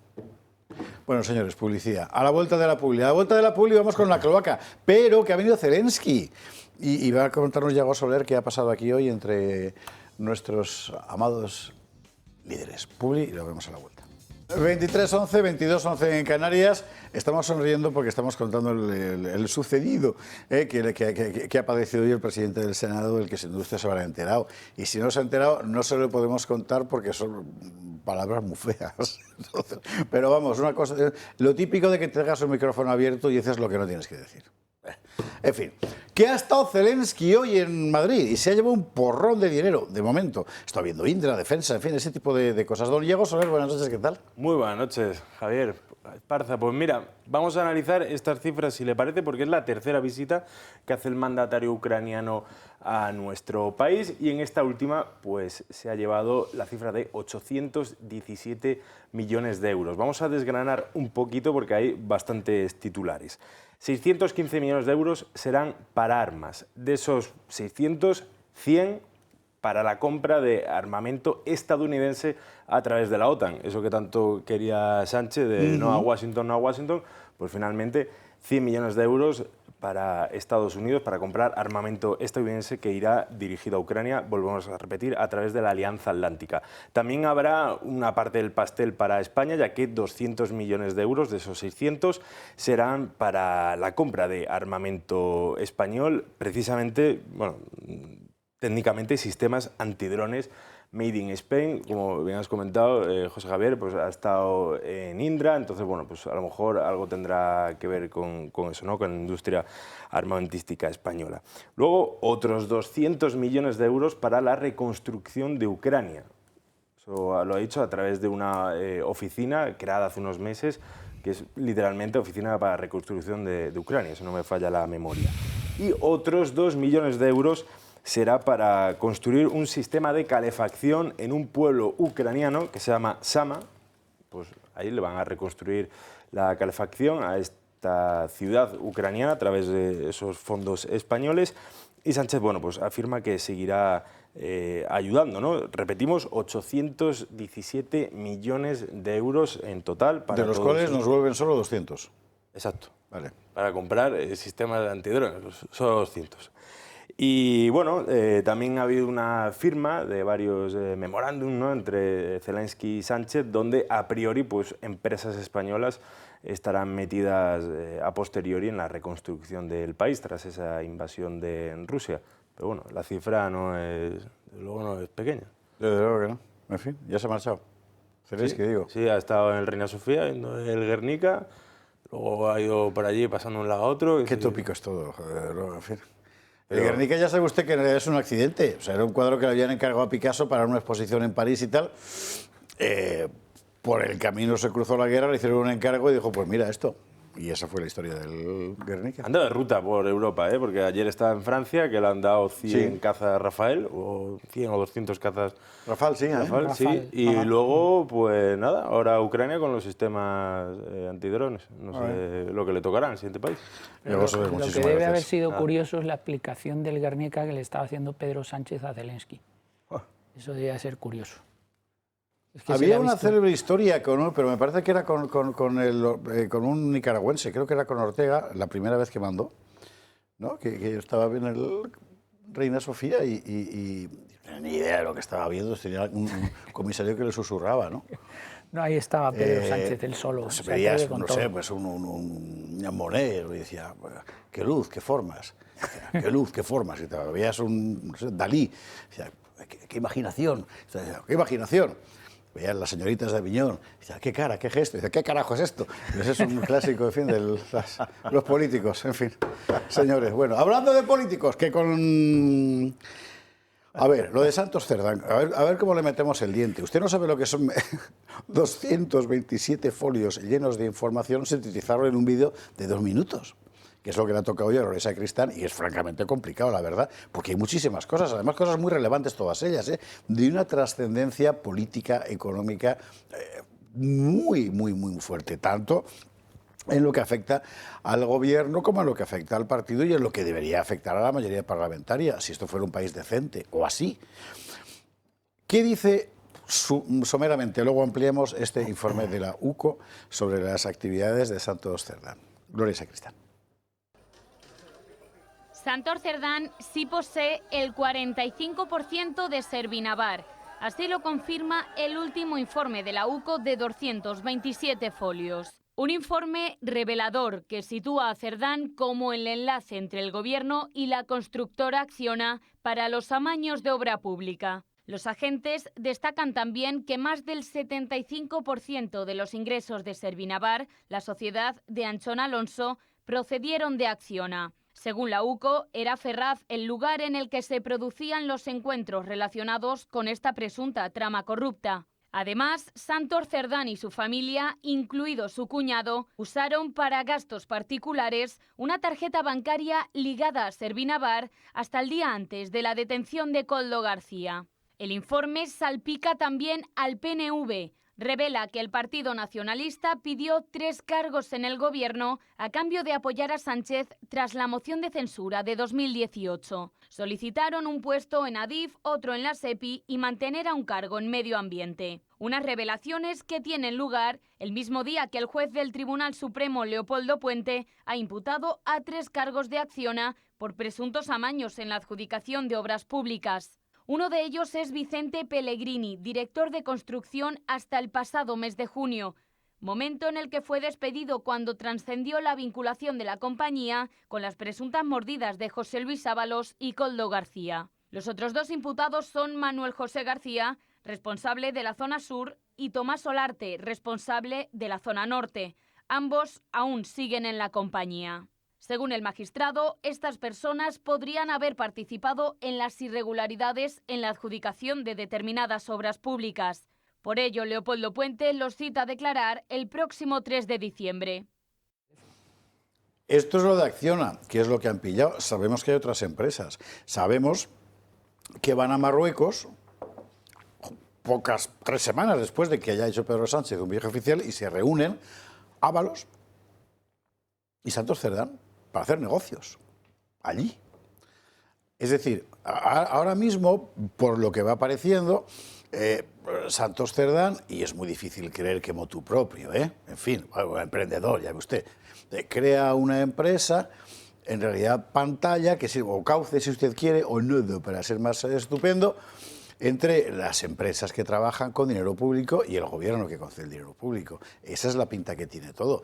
Hay empresas que se han llevado 8,5 millones de euros con un empleado, cuñado de Santos Cerdán. Pero una cosa impresionante. Luego está la parte política. La parte política, que es muy interesante, es la del PNV que mencionaba Gloria Sacristán y que recordamos. Porque esto, que va a ver usted en pantalla, en titular del Correo, antes el Correo Español, el PNV pidió mantener en el gobierno un cargo clave para los negocios de Cerdán, ocurrió justo después de la moción de censura. Si yo no me he liado con las fechas, en todo caso en esas semanas. Es decir, parece, ¿cómo decir? Parecería lógico pensar que tiene algo que ver, evidentemente, la traición del PNV al PP en el año 2017 fue, ¿no? 18. 18, sí, 18 con esto, claro. Ahora se entiende todo un poquito mejor. Bueno, ahora iremos con Leire, que esa es la otra pata, claro.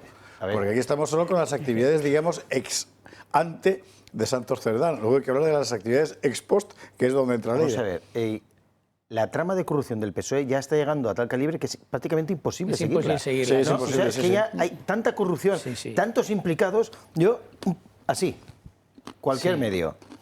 La trama de obras públicas del PSOE operó en Marruecos tras visita de Sánchez. Con el 1 estaría bien contactar, entrecomillado del informe de la UCO. La vida todo trapo de la Paqui, la mujer de Cerdán, gastar y gastar, todo de lo bueno lo mejor. Informe de la UCO, Santos Cerdán, Ábalos y Coldo cobraban un 2% de comisión por amaño de obra pública. ¿Pero qué os puede sorprender de un gobierno progresista? No, la pero gente además, progresa. Antonio, claro. Y luego viene la conexión con los separatistas. Hemos visto, habías dicho tú, José Javier, que habían pedido un puesto tal. Habían pedido puestos en Adif y en la SEPI. Además de la empresa que has dicho. En Adif y en la SEPI, para apoyar la moción de censura. Es decir, el día en que entremos... es Ábalos, SEPI es María Jesús Montero. Claro, no están todos implicados.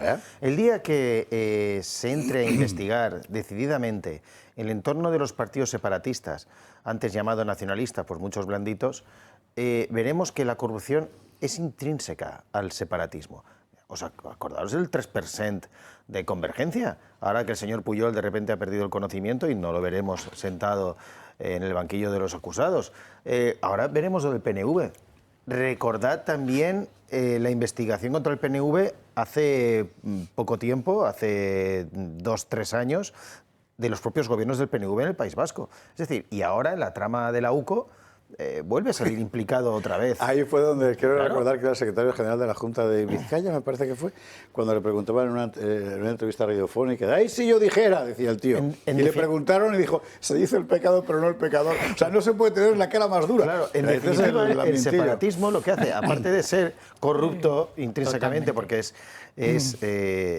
destructivo hacia la nación, provoca división, conflicto.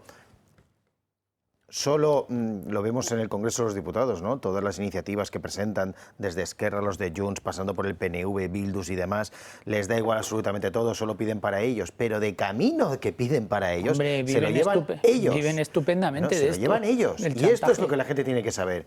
Que no son partidos que lo quieren para los suyos, no, para los suyos, su bolsillo. Es una panda de corruptos también. El separatismo en España es una banda de corruptos. Y lo de la izquierda del Partido Socialista es que no se puede seguir ya. Es que no se puede seguir. Van a crear, José Javier, han hecho una cosa muy interesante. Pero así como está el cosío en tauromaquia... La cortina, esto sí que es una cortina de humo. De Ángel Víctor Torres. Ángel Víctor Torres ahora mismo el argumento es, sí, soy masón, pero soy virgen. Más o menos estamos ahí. Vamos a ver.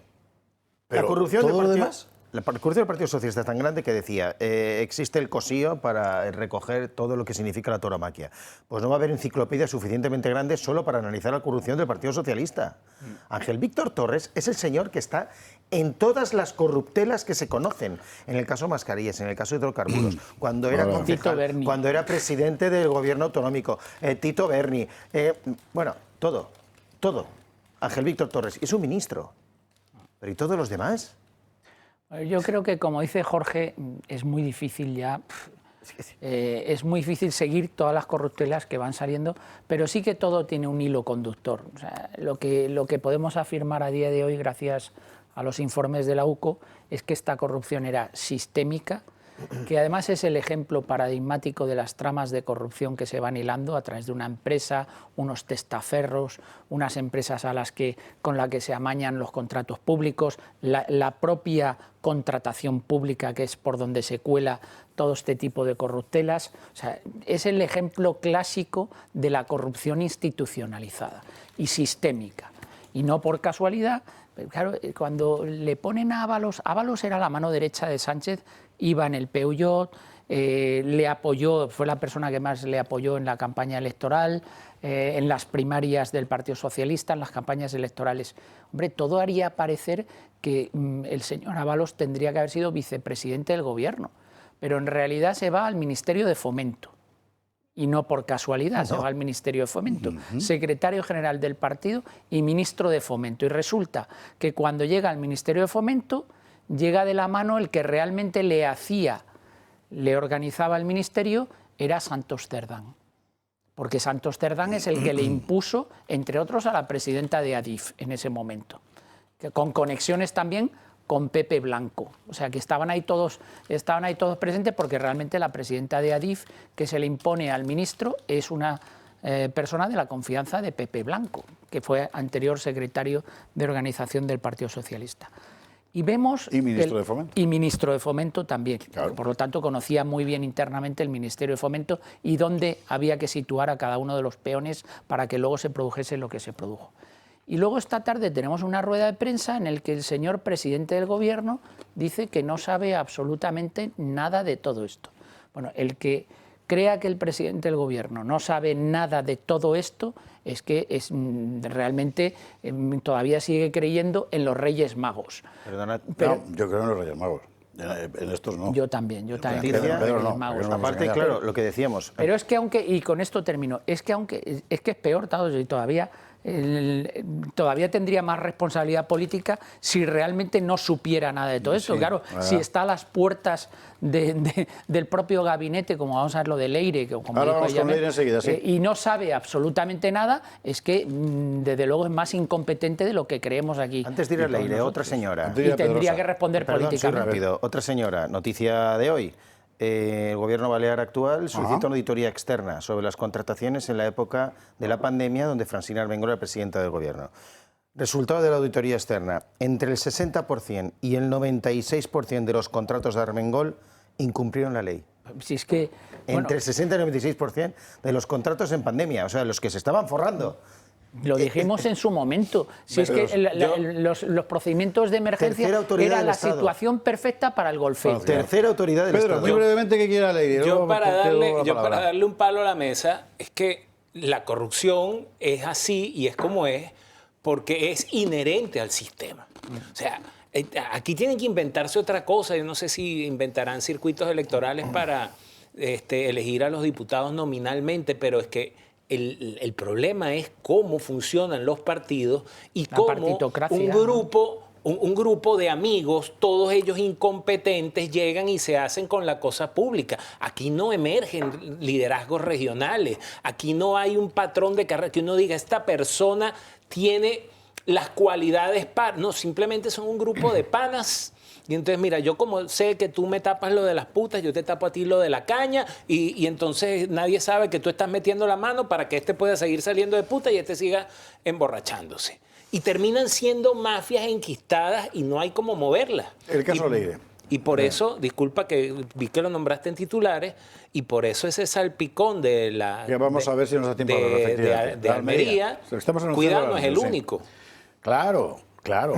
Bueno, lo del concomitante, lo de Leire. Ya sabe usted que es la cloaca que monta, parece ser, el gobierno cuando la situación de Begoña se hace muy complicada. Entonces hay que desactivar como sea, ¿no? Limpiar, ¿no? Limpieza total de rastros. De rastros. Bueno, lo último de Leire, esto. ¿Leire? Leire. Venga, Leire, sal. Calienta, Leire, que sales.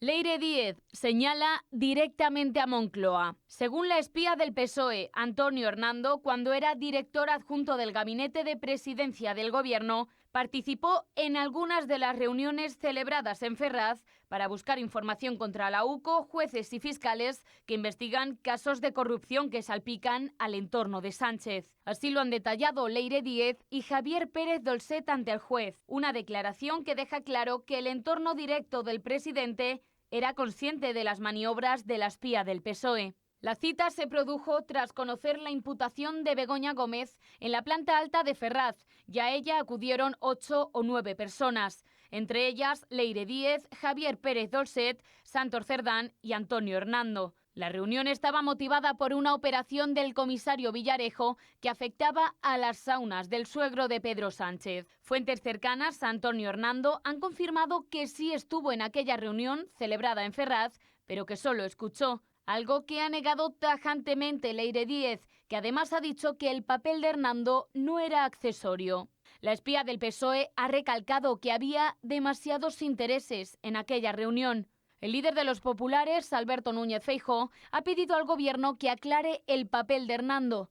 Sin embargo, Moncloa habla de reunión puntual y dicen que Hernando se unió a ella como experto en cloacas. Parece que Leire llama a Ferraz, dice, oye, que tengo información, que he visto no sé qué, y entonces pues Santos la recibe, dice, ¿quién más sabe de estas cosas? Porque conoció en su época todos esos tejemanejes y tal, pues de Villarejo y compañía y las cloacas que había aquí para... Pues bueno, pues Antonio Hernando, pues venga, que me acompañe, punto. Archimedes. O sea, de verdad, en fin. Bueno, esta era la otra parte, la parte de Leire, ¿no? Digamos que es la parte cloaca donde aparece ahora Antonio Hernando. ¿Con quién está trabajando Antonio Hernando? ¿Con quién se fue a trabajar? Pues estaba en la era el director adjunto del gabinete del presidente del gobierno. Y pasó a trabajar con Pepe Blanco. Claro. Sí, es que están volviendo permanentemente el mismo cogollo de poder, ¿eh? O sea, cuando usted ve un socialista de estos de pueblo, de barrio, el amigo Gutiérrez de Pedro... ¿Gutiérrez era tu amigo de Sí, no, ese no es amigo mío, pero... Bueno, ¿usted cree que todo esto lo sabe? No. No. Y no quiere saberlo, que ese es su pecado. Pero él está fuera. Él solo es un supporter, ¿no? Él, pues igual que, no sé, los furibundos estos de los equipos de fútbol, él vaya a gritar, o las chicas con los pompones. Él está al margen. No sé si Pedro se lo llamaría jalabolas, pero el cogollo está siendo siempre el mismo. Estamos triangulando en torno al mismo grupo que viene de la época de Zapatero. Y esto es muy interesante. Bueno, salida, tema mascarillas. Vamos a lo de Almería, efectivamente. Claro. El negocio de las mascarillas consistía en vender o hacer que vendías material a alguien que lo compraba o hacía que lo compraba y por el camino se distraía dinero. Muy difícil que eso lo pasara dentro del PSOE, como es lógico, porque el poder local está muy repartido. Ahí ha saltado el asunto de la Diputación de Almería con el PP. ¿Qué es esta historia? Javier Aureliano García, el presidente de la Diputación de Almería, ha sido detenido por los agentes de la UCO de la Guardia Civil por presuntos contratos irregulares en la compra de mascarillas. No es el único arrestado, hay otras 6 personas detenidas, entre ellas Fernando Jiménez, vicepresidente de la Diputación de Almería, y Rodrigo Sánchez, el alcalde de Fines, todos ellos del Partido Popular. El juzgado de instrucción de Almería intenta aclarar si hubo cobro de comisiones ilegales en un contrato de más de 2 millones de euros, cuando el pago al proveedor no llegó al millón. Tras la noticia, el PP andaluz ha decidido suspender de militancia de forma cautelar a los 3 detenidos y abrir un expediente informativo para esclarecer lo sucedido. Los agentes de la UCO también han registrado el despacho de presidencia, 10 inmuebles particulares, además de oficinas públicas y sedes mercantiles de sociedades que podrían haber participado en estas operaciones fraudulentas. El auto que autoriza estos registros señala que podrían haberse cometido delitos de cohecho, malversación de caudales públicos y blanqueo de capitales. Esta investigación no tiene nada que ver con el caso Koldo ni con las causas de la Audiencia Nacional y del Tribunal Supremo sobre las tramas de corrupción del PSOE. Se trataría de una segunda fase del conocido como caso Mascarillas, por el que el vicepresidente de la Diputación de Almería y el alcalde de Fines ya estaban investigados. Estalló en junio de 2021 con la detención de Óscar Liria, el entonces vicepresidente tercero de la Diputación de Almería, por adjudicar presuntamente un contrato millonario de mascarillas de 2 millones de euros a cambio de una considerable comisión. Está previsto que los detenidos pasen a disposición judicial este jueves. Las mascarillas van a dar mucho de sí, ¿eh? Son como el mantón alfombrado que cantaba Sara Montiel, sabe Dios las cosas que ha tapado y las que aún ha de tapar. Pues esto es lo mismo. La mascarilla alfombrada. Tú estabas en esa comisión que hemos visto. Sí, efectivamente, esa comisión, que es muy gracioso. De espectador, ¿eh? No estaba declarando ni nada. No, yo estaba en la mesa de la comisión de investigación por la corrupción durante la pandemia que se creó en el Congreso, que como ya vaticinamos, no sirvió absolutamente para nada. Bueno, sirvió para algo muy curioso, y es que creo que es la primera comisión de investigación en la historia del Congreso que un día los intervinientes, los que formamos parte de la mesa, nos envían un WhatsApp y nos dicen la comisión se ha cerrado. Ha muerto. Se ha cerrado. Sí, sí. Entonces, claro, nosotros decimos, pero oiga, ¿y el informe de conclusiones? Faltan un montón de gente por desfilar. No, se acabó aquí. Eso lo decidió el Partido Socialista y Sumar, que tenía mayoría. No les iba bien y se acabó. Es la comisión donde pillamos a Francina Armengol mintiendo, donde decía que no conocía de nada a Koldo y después salieron unas grabaciones que le llamaba Cariño. Los WhatsApp. Efectivamente. Sí, ahí que le hiciste tú las preguntas ese día. De todas formas, de lo que sí. te das cuenta de esa comisión, donde también pasaron algunos cargos del Partido Popular, como estos que han estado detenidos hoy en día, es que, lo habéis dicho antes, es que esta corrupción afecta al PSOE y al PP. Es que el PP, hay que recordar los casos de corrupción que tenía cuando gobernó. Es que son estructuras de poder organizadas, antes lo decías tú.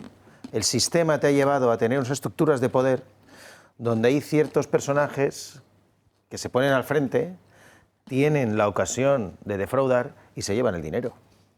Esto no es solo del Partido Socialista, es verdad que el Partido Socialista es el rey de la corrupción ya desde la época de Felipe González.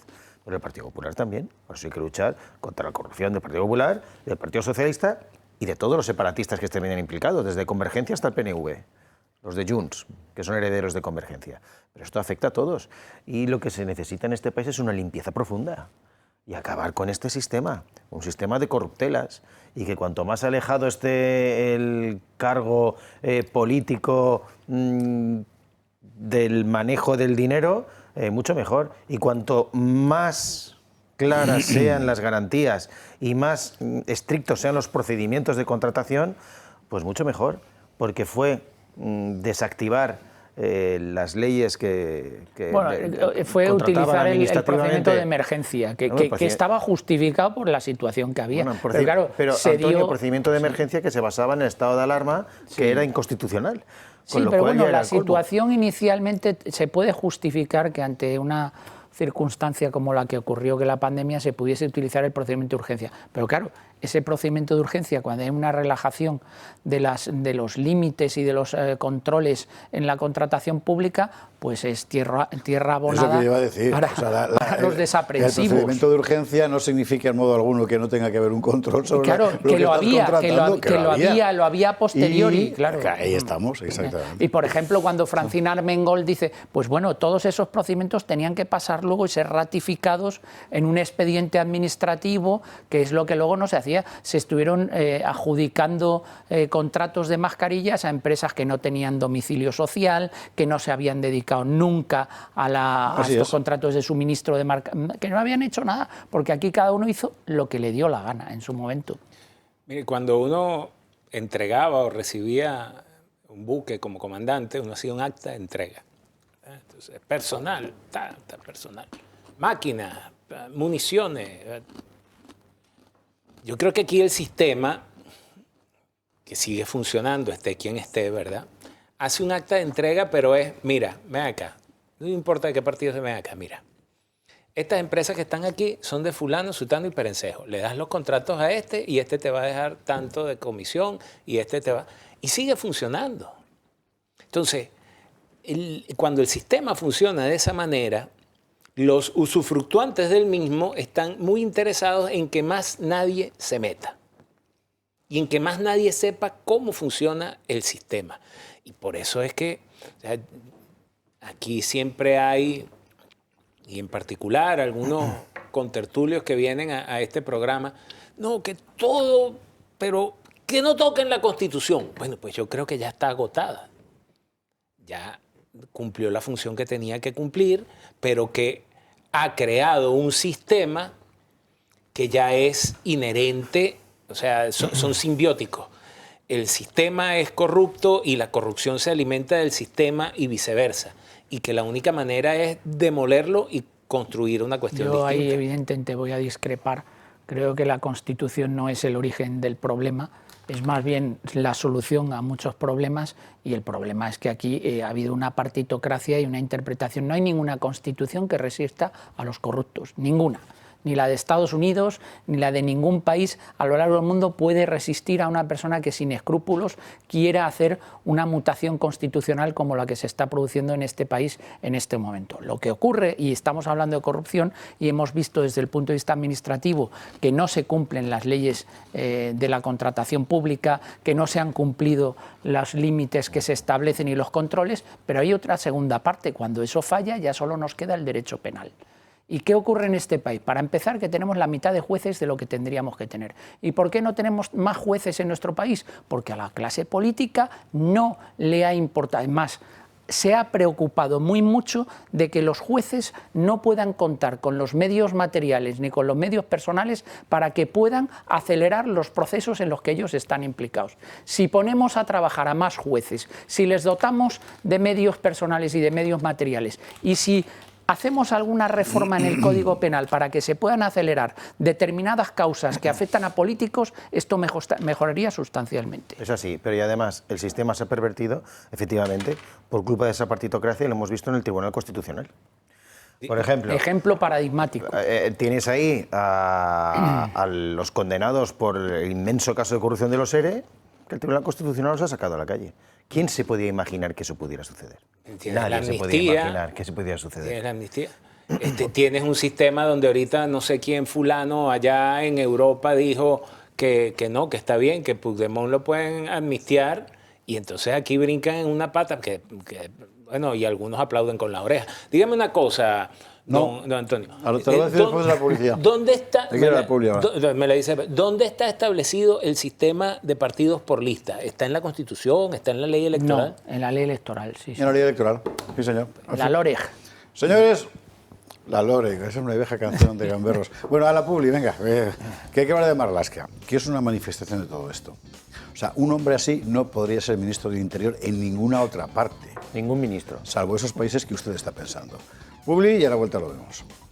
23:46, 22:46 en Canarias, recta final del gato, y hay que pasar por Marlaska. El otro día, en la ceremonia con TEDx y familiares, estos se negaron a estrechar la mano del ministro. Y yo, vamos a ver, ser ministro de Interior es muy complicado, muchísimo. O sea, uno tiene que lidiar con una cantidad de porquería, aparte de lo noble de la misión, pero lo que hay dentro, y es lógico, pero es un mundo que hace frontera con el crimen, ¿no? Permanentemente. Bueno, pero como lo de ahora nunca se había visto, ¿eh? Yago Soler nos lo cuenta. Si hay un ministro en todo el gobierno polémico, es él, Marlaska, el más reprobado de todo el Consejo de Ministros, pero que siempre sobrevive a las remodelaciones del Ejecutivo. Superó el cese del coronel jefe de la Guardia Civil en Madrid, Pérez de los Cobos, por investigar el impacto del 8M en la pandemia del COVID. El Supremo anuló el cese, pero no dimitió, tampoco por lo sucedido hace varios años en Ceuta y Melilla, donde miles de inmigrantes saltaron las verjas alentados por Marruecos. En suelo melillense, más de 20 personas perdieron la vida e incluso entraron gendarmes marroquíes en territorio español. Siguió acercando a presos de ETA al País Vasco, y en estos días un informe del Parlamento Europeo señala a España por la falta de medios en los miembros que luchan contra el narco, acciones que para muchos provocaron el asesinato de 2 guardias civiles en Barbate hace año y medio. ¿Y sabe por qué? Porque no le importan mucho ni la Guardia Civil ni la Policía Nacional. Y usted lo ha demostrado en Barbate, en el campo de Gibraltar, en el Guadalquivir y ahora lo repite en Ceuta. Usted no protege a quienes nos protegen. Menos ruido y más gestión, lo que es propio de este gobierno. Muchas gracias. El malestar de las víctimas de policías y guardias civiles se vio en el entierro de los agentes fallecidos en Barbate, pero también recientemente en los actos por los 50 años de la fundación de los TEDx. No se sabe si por protocolo o por evitar enfrentamientos únicamente se saludó al rey Felipe VI. Niega la violencia de una nueva Kale Borroka. ETA no existe ya. La vencimos, pero seguimos escuchando afirmaciones irresponsables, falaces y malvadas. E incluso tuvo que cortar un contrato armamentístico con Israel mientras el ejército hebreo masacraba a la población en Gaza. Vete al uso de fusiles en la policía municipal madrileña en plena alerta antiterrorista. Y hace unos días le daba la Gran Cruz de la Orden del Mérito de la Guardia Civil al director de la seguridad marroquí, acusado de torturas o espionaje con el software Pegasus, algo que sufrió Marlaska en su teléfono. Bueno, pues esto es lo que tenemos aquí. Y nuestra seguridad colectiva depende muy fundamentalmente de este caballero. ¿Por dónde vais? Marlaska las ha hecho de todos los colores, pero con el agravante de que Marlaska es juez de carrera, es magistrado, con lo cual se supone que debería tener una cierta sensibilidad por el cumplimiento de la ley. Pero es desde luego de lejos el peor ministro del Interior que hemos tenido en la democracia. Y luego hay otra cosa de Marlaska. Marlaska y el más longevo, ¿no? Según veo. Sí, se rumoreaba y en algunos casos dicen que ha estado a punto de salir del gobierno, pero que las personas que proponían para el Ministerio del Interior que no querían asumir el Ministerio del Interior y que después no le buscó acomodo. No querían asumir el ministerio después de Marlaska. No querían heredar, no querían ya. Esa herencia, etcétera, etcétera, etcétera. Y entonces, ya digo, lo de Marlaska es especialmente preocupante, y lo que iba a comentar, que se me había ido ya la idea. Marlaska quería ser ministro y le daba igual ser ministro con el PP que con el PSOE, porque estuvo mendigando ser ministro con el PP también. Entonces él ya ha sido ministro, ya conocemos a Marlaska y casi mejor que si hubiese quedado en su casa, porque para lo que está haciendo va a quedar marcado para el resto de su vida. O sea, este hombre, ¿cómo va a volver luego a la judicatura? Es tremendo. Bueno, teníamos otro caso parecido con Baltasar Garzón, ¿eh? Y volvió. ¿A dónde? A la judicatura. No, si este volverá. Está fuera. Bueno, porque luego le echaron. Ya, claro. Después le echaron, estuvo pero secretario de Estado. Fíjate que no es comparable, ¿eh? No, esto es mucho peor aún. Quiero decir, vamos a ver. Lo de Garzón Marlaska fue secretario de Estado. ¿Sí? La segunda venida de Garzón. Lo de Marlaska no tiene nombre. Ya no solo por ser el más reprobado, sino es una auténtica vergüenza.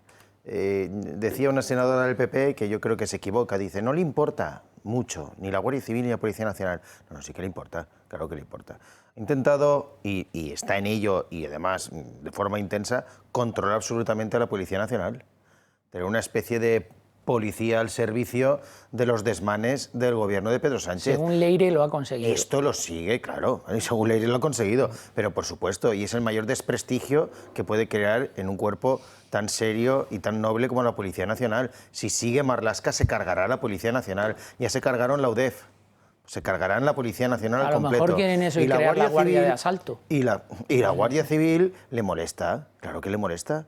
Bueno, solo con ver lo que hace la UCO, pues normal que le moleste. Y también intenta controlarla con todo tipo de fechorías. Es lo peor que nos ha podido pasar este ministro del Interior. Los ha abandonado. Si es que los ha abandonado. Si es que es el responsable de que hayan 2 guardias civiles asesinados por el narco en Andalucía, en Barbate. Y gracias, y ha tenido suerte que no haya más. Porque otra de las cosas que no ha salido en el reportaje, si os acordáis en Cataluña cuando los CDRs estaban cargando contra la Guardia Civil y la Policía Nacional, que les impidió que pudiesen actuar de la manera y con los protocolos que la policía y la Guardia Civil tenía que haber actuado en ese momento ante la violencia de los CDR. Y ahí estaban vendidos los policías y la Guardia Civil, que yo me ponía malo viendo las imágenes y viendo cómo se veía perfectamente que la policía y la Guardia Civil no podía actuar por órdenes directas y tuvieron que aguantar lo inaguantable en Cataluña. No murió ningún policía porque Dios no quiso, porque es que con los medios que les dieron y las instrucciones que tenían,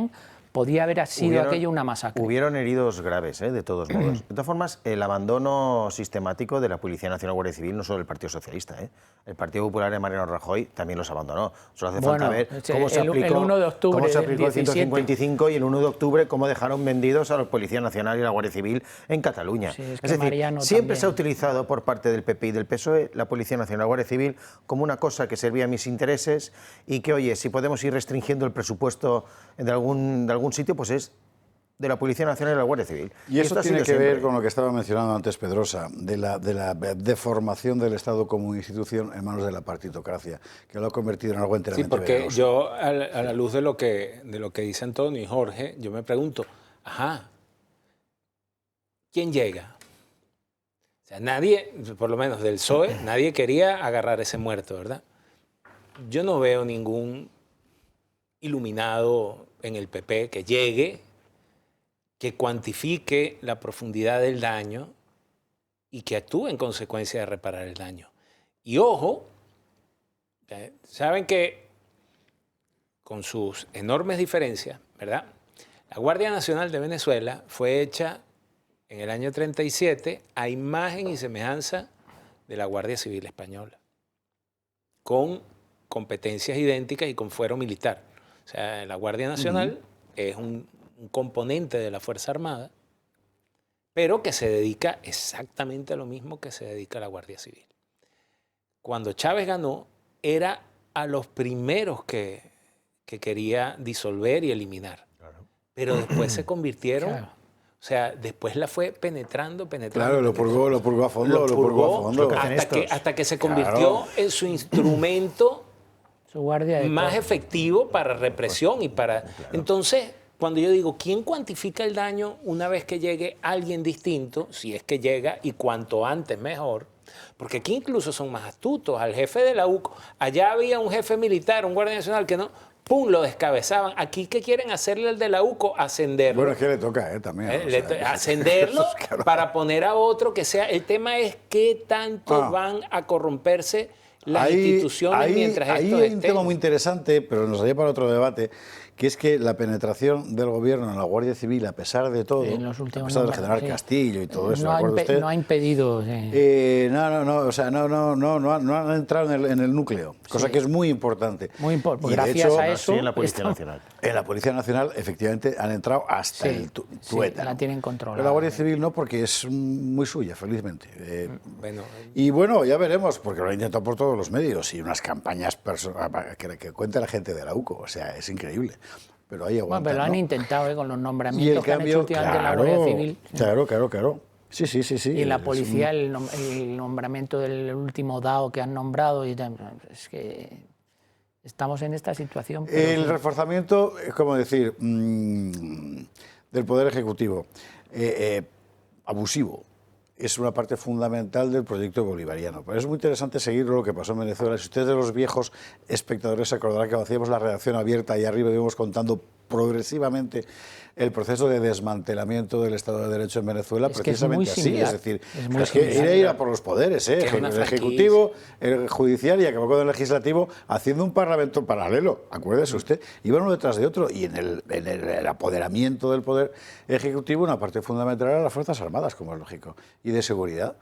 Y aquí recuerde usted que poníamos imágenes de los desfiles del Día de la Independencia, de lo que era un ejército reconcebido para la guerra civil. Era un desastre. De hecho, un detalle curioso, la Armada, tú a la Armada le puedes quitar la aviación naval y sigue siendo Armada, le puedes quitar la infantería marina y sigue siendo Armada. Pero si le quitas los barcos... No, es otra cosa. Pero lo que más ha crecido en la Armada de Venezuela es la infantería marina. Porque es la que pone pie en terreno. Y no está pensando en un terreno distinto al territorio nacional. Exactamente. Claro, absolutamente. Ajá. En fin, aquí tenemos otro contexto, pero en todo caso, digamos que las líneas, la estrategia... Es la misma. Lo comentábamos antes. Y el ejemplo de Venezuela... Perdona, Pedro. Lo que decía yo antes, hay otra cosa a tener muy en cuenta, que no es un dato menor. que es el tema de la destrucción de la clase media. O sea, para conseguir todo esto, necesita, que es lo que hicieron en Venezuela. Claro, sí, pero para aquí no ha sido pero sanchismo. aquí hay algo, no solo, efectivamente, pero con el sanchismo ha empeorado la situación. Ha sido el socialismo, pero no ha empezado, de unos y de otros. Aquí hay algo. Yo siempre pongo el ejemplo del puzzle. Minuto final, Pedro, minuto final, Jorge. Porque no viene numerado, el puzzle no viene numerado. O sea, tú no vas armando el puzzle 1, 2, 3, 4, 5 pieza por pieza. Igualito es el sistema del socialismo del siglo XXI. No viene numerado. Es decir, no es que primero vas por las cortes, pero cuando volteas, después de armarlo, la pintura que te va a dar es la misma. Porque hay un trabajo previo que es, y fundamental en el dato que habéis dado, que es la destrucción de la clase media, y eso lo aplica el socialismo, que ha aplicado el PSOE y el PP, con medidas puramente socialistas, que acaban arruinando la clase media. Y en eso estamos. El porcentaje de gente que está en riesgo de exclusión, la renta per cápita en España, que no solo no ha crecido, sino que ha bajado en los últimos 20 años, es horroroso. Todos los Pero datos la destrucción de la clase media está ocurriendo también en otras naciones de Europa, donde no es exactamente como decir socialistas y populares, son socialistas y populares, pero no es el socialismo. Lo que se ha cargado la clase media es la transformación del capitalismo en otra cosa. Y sacas abres este melón cuando queda medio minuto de programa, Jorge Campos, pues te dejo sin jamón el próximo día. Es la penetración del socialismo en todas las esferas, porque al final son socialistas. Los socialistas de todos los partidos. Dicen los populares son socialistas. Han asumido lo decía Rajoy, y aplican más socialdemócrata socialistas. Han penetrado el capitalismo, el socialismo. Es lo que ha pasado. En fin, señores, se acabó Pedro Luis Pedrosa, Antonio en los últimos Jorge Campos. Mil gracias a los tres por estar aquí con nosotros. Nosotros nos marchamos a dormir y ustedes hagan lo que quieran con su vida, porque mañana hay que trabajar, o sea que descansen, porque mañana aquí estaremos. Más gato. Adiós.